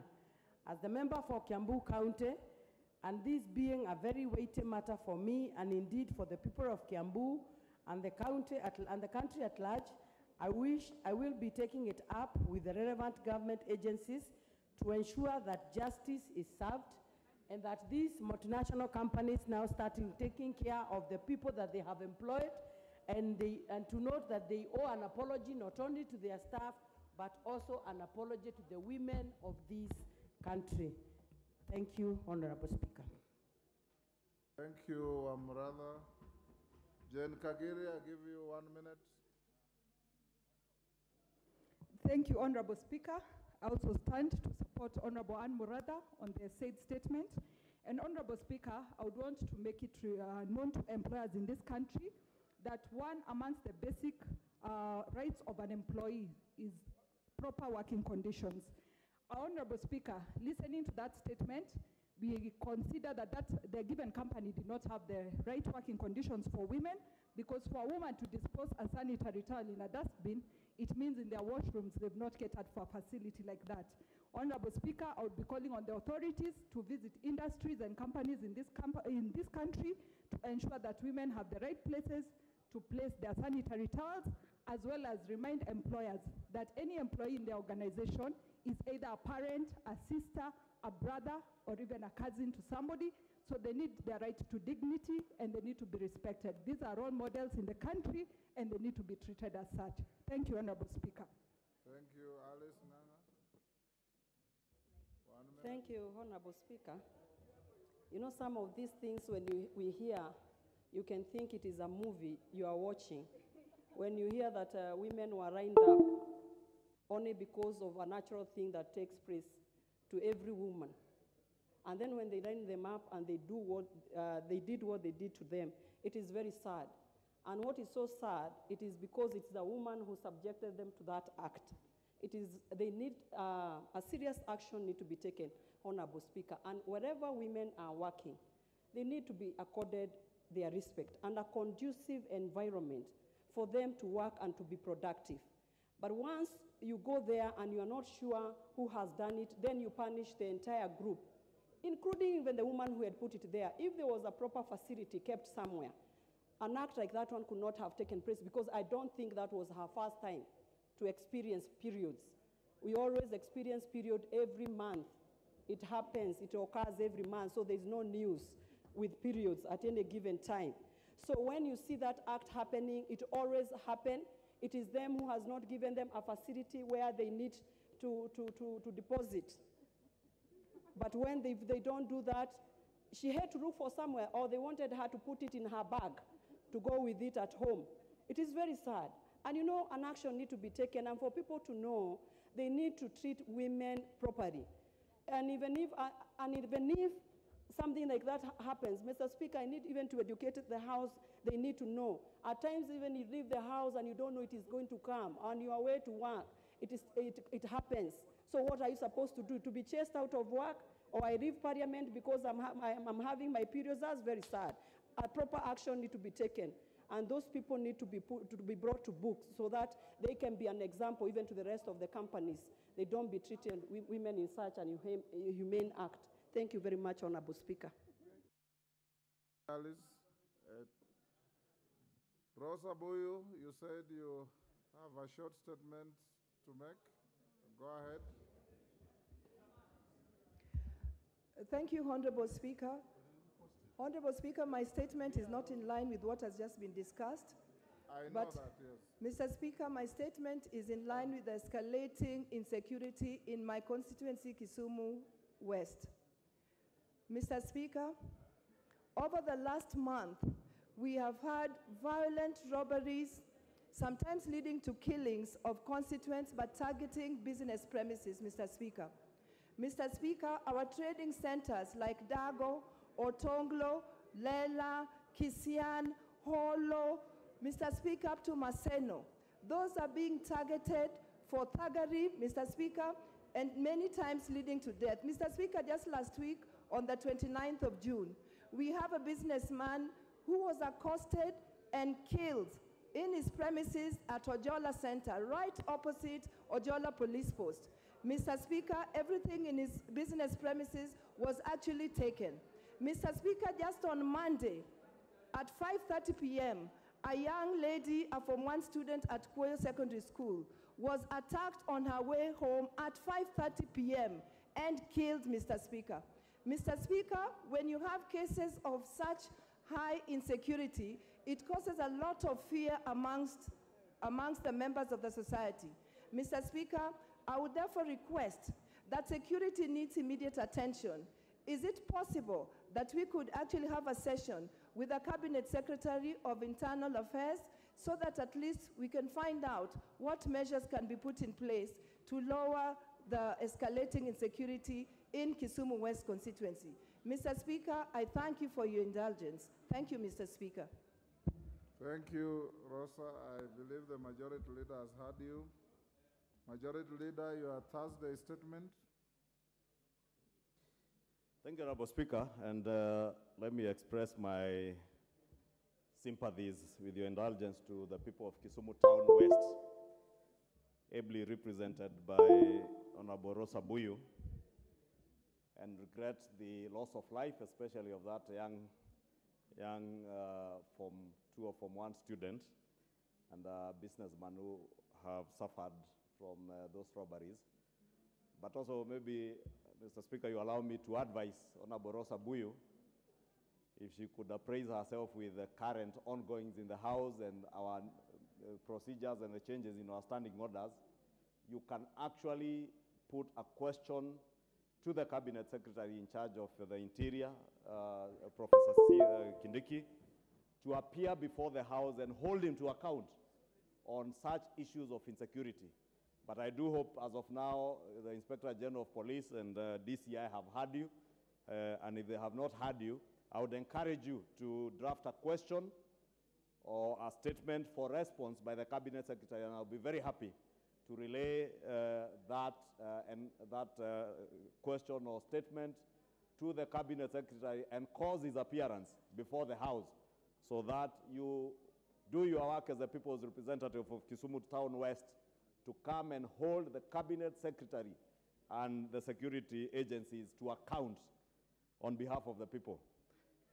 Honorable Speaker, allow me now to proceed to the usual Thursday statement that pursuant to the provisions of Standing Order 44.2a, I rise to give the following statement on behalf of the House Business Committee, which met on Tuesday, 4th July 2023, to prioritize the business for consideration during the week. I wish to commend the leadership of this House from both the majority and minority coalitions, our chairs and vice chairs of all committees for their dedication, and indeed all members, Honorable Speaker, for their dedication and cooperation exhibited in the session so far. There have been a number of key developments, especially over the past 1 month. Members of this House have deeply engaged in priority budget-related business, which included consideration of the first and second supplementary estimates for the financial year 2022-2023, budget estimates for the financial year 2023-2024, the appropriation bill for the same year, the county allocation of revenue bill 2023-24, the finance bill 2023, the county government's additional allocations bill of 2023, the equalization appropriation bill of 2023, and other key priority business. Honorable Speaker, we have done our parts, and we all deserve to pat ourselves on the back and be proud of our achievements so far. Members will recall that last week, the House resolved to alter its calendar for the second session, regular sessions, by varying the period for the short recess that is scheduled to commence tomorrow, Friday, 7th July 2023, and end on Monday, 24th July 2023. The break will therefore be 2 weeks instead of the 1 week earlier scheduled in our calendar. The House is therefore expected to resume regular sittings on Tuesday, 25th July 2023 at 2:30 p.m. Continue with the second part. Jagiro kwamba kwarĩrio ĩyo coke ũke nĩgetha confirm ũhoro ũcio. And I urge committees atiriri koguo Ngai no arĩrie mũndũ wothe nginya mũcirika to ona mũcirika no amwarĩrie na kwarĩria ti atĩ ya kwarĩria wĩciria atĩ nĩ atuĩka mũnabii. Honorable Speaker, as we recollect and appreciate what has been achieved, our mission is far from we still have a bills and other statutory instruments that most certainly need our very keen attention. I therefore urge members to rise to the occasion when the business is presented before the House and to remain diligent in its consideration. Honorable Speaker, in accordance with the provisions of Standing Order 42A, 5 and 6, in view of what transpired in the House yesterday afternoon, I wish to convey that the following Cabinet Secretaries are scheduled to appear before the House on the afternoon of Wednesday, 26th July 2023, to respond to questions and also address other matters raised by members in the same sitting. The questions include the following to the Cabinet Secretary for Water, Sanitation and Irrigation to appear and respond to 1, question number 235 of 2023 by member for Gatundu North Constituency, the Honorable Njoroge Kuroria, MP, regarding the construction of Ndarugu 2 Dam project and the delayed water connection to residents from Karimenu Dam. 2, question number 237 of 2023, by the member for Taveta constituency, the Honorable John Bwire MP, regarding the flooding of Kimogrigo, Abori, Lambo, Mwarusa, Marodo, and Majengo villages in Mboghoni ward caused by blockage of canals constructed by the National Irrigation Authority. 3, question number 238 of 2023, by the member for Manyata constituency Honorable Tonga Mukunji, MP, regarding the redirection of water from River Rupingazi to Mbere South Irrigation Scheme. Question number 239 of 2023, by the member for Maragua constituency Honorable Mary Wamaua, MP, regarding the governance of Muranga South Water and Sanitation Company, Muasco. Question number 240 of 2023, by the member for Bura constituency Honorable Yakub Ado Kuno, MP, regarding the provision of water bozers to residents of Bangale ward in Bura constituency. Question number 332 of 2023, by the member for Marakwet West constituency, the Honorable Timothy Kipchumba, MP, regarding the status of projects in Chebara Boys Secondary School, Chebara Girls Secondary School, AIC Chebara, and Kaptomut Primary School, following their relocation to pave way for construction of Chebara Dam. And question number 336 of 2023, by the member for Mandera County, the Honorable Umulkher Sheikh Kasim, MP, regarding the status of implementation of Mandera water supply and sewerage projects. Question number 337 of 2023, by the member for Bondo constituency, Honorable Gideon Ochanda, MP, regarding the status of land reclamation efforts on the Yala Swamp. 2, the Cabinet Secretary for Labor and Social Protection is to appear and respond to the following questions. Honorable Speaker, if you can protect him from the member for Tigania East and the member for Baringo County. Honorable Mburi, you can't just walk in and cause a commotion like that. Thank you, Honorable Speaker. They are quite disruptive. The Cabinet Secretary for Labor and Social Protection is to appear and respond to the following questions. Question number 088 of 2023, by the member for Konoin constituency, Honorable Brighton Yegon, MP, regarding the welfare of Kenyans working in Saudi Arabia and efforts geared towards regulated licensing of recruiting agencies. Question number 089 of 2023, by the member for Oyata constituency, Honorable Robert Basil, MP, regarding incorporation of senior citizens into the Older Persons Cash Transfer Scheme. Question number 090 of 2023, by the member for Konoin, Honorable Brighton Yegon, MP, regarding formulation policy framework to support children whose parents or guardians are incarcerated. Question number 091 of 2023, by the member for Machakos County, Honorable Joyce Kamene, MP, regarding the plight of orphans, widows, and widowers in the country. Question 092 of 2023, by the member for Kirinyaga County, Honorable Jane Jerry Maina, MP, regarding the effectiveness of Inua Jamii program since its inception. Question 160 of 2023, by the member for Kiambu constituency, Honorable John Mashua Waithaka, MP, regarding eligibility of cancer survivors being registered as persons with disabilities. Question 189 of 2023, by the member for Mombasa County, Honorable Zamza Mohammed, MP, regarding compliance by institutions to the minimum accessibility standards for persons with disabilities. Question number 190 of 2023, by the member for Kinango constituency, Honorable Gonzi Rai, MP, regarding the cushioning of elderly persons under Inua Jamii program.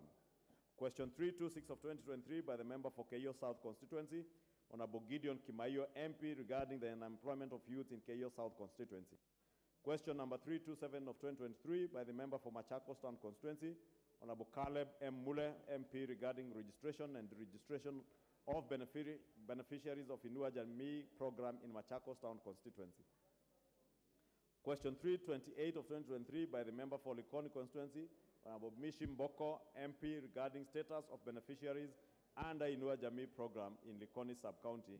And question number 329 of 2023, by the member for Kinango, Honorable Gonzi Rai, regarding provision of hardship allowance to civil servants in Kinango constituency. Honorable Speaker, upon resumption, the House will also be expected to undertake first reading of the Water Amendment Bill 2023. The second reading of following bills, should they not be concluded today: the Food and Feed Safety Control Coordination Bill 2023, the National Rating Bill 2022, the Statute Law Miscellaneous Amendments Bill of 2022, and the Conflict of Interest Bill 2023. Honorable Speaker, debate will also be undertaken on the report of the Consolidated Fund expenditures under the financial 2023-2024 budget estimates and the report of the Kenyan delegation to the Parliamentary Dialogue on United Nations Convention Against Corruption, UNCAC, and the Global Parliamentarians Against Corruption, GOPAC, annual general meeting, should they not be concluded this afternoon. The House Business Committee will reconvene on Tuesday, 25th July 2023, to schedule the business for the rest of the week. Honorable Speaker, on behalf of the House Business Committee, and indeed on behalf of my constituents, the people of Kikuyu, I want to wish members a wonderful recess period as they reconnect with their families and constituents during this recess, and as they also discharge their parliamentary and constituency obligations back in their constituencies. I hope we all come back after the recess invigorated, in readiness to perform our roles for the remainder of the second part of the session. I now lay this statement on the table of the House. Thank you, Honorable Speaker. My apologies, it was too long. Thank you, Majority Leader. Yes, Jared Okello. Honorable Speaker, allow me to join my sister, Honorable Rosa Buyu. Order, Honorable Okello, you're out of order. Honorable Speaker, it Order. stems from the directive that has been given by the Majority Leader. Honorable. Provision of member for Keio South constituency, Honorable Gideon Kimayo, MP, regarding the unemployment of. For the first time in Kenya, our repayments of international obligations is surpassing the 1 trillion mark, Mr. Speaker. And this 1 trillion mark, Mr. Speaker, is becoming an alarm bell that this country must wake up to. Because international obligations. Then you find this to be crossed, whether it is. As a government, I think you are being too lazy in our thinking, because you cannot have those two models as the choices to drive our economy. An economy can be driven through other models, through production, consumption, investments, and savings. So it is time for us as a government to look for other creative ways on how to improve our economy, but not necessarily taxing our people, and not necessarily. We cannot be making more losses. The Finance Bureau must speak on this matter about the report on CFS. I start by submitting that I support the report, because it's time now we have this discussion as a country about the issue of debt, about the borrowing done by the government. And Mr. Speaker, sir, I stand and I would like to say that we seem to be lazy to think that an economy can only be driven by only through two ways. It is either we borrow or we tax our people. As a government, I think you are being too lazy in our thinking, because you cannot have those two models as the choices to drive our economy. An economy can be driven through other models, through production, consumption, investments, and savings. So it is time for us as a government to look for other creative ways on how to improve our economy, but not necessarily taxing our people, and not necessarily having to borrow. The Minister for Trade, Mr. Moses Kuria, is on record saying that our produce, 80% of our produce, is lost on the farms because it is always harvested when it's overripe and it's not fit for export. We have not exhausted all the export markets for our local produce. When we turn to taxing our people as the only way to raise revenue, I can tell you for sure, Mr. Speaker, sir, that's a very soon end way of killing our economy.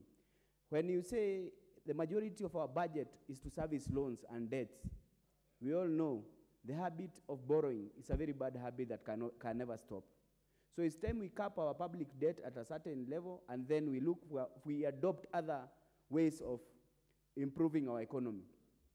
For example, if we speak to the several MDAs that we oversight as committees and the several sagas that we oversight, you tend to notice the recurrent expenditure is always 3 times the capital expenditure. You find an MDA having a recurrent budget of 1 billion, but a capital budget of around 20 or 50 million. So you're left to wonder, we are spending so much money in order to move or to develop. The development expenditure is so small. There's so many people trying to run that. So we have a problem with the way things are done, with the way that these finances, as much as we are borrowing them, where they go to. The other issue is we have very qualified economists in this country who should be put on the table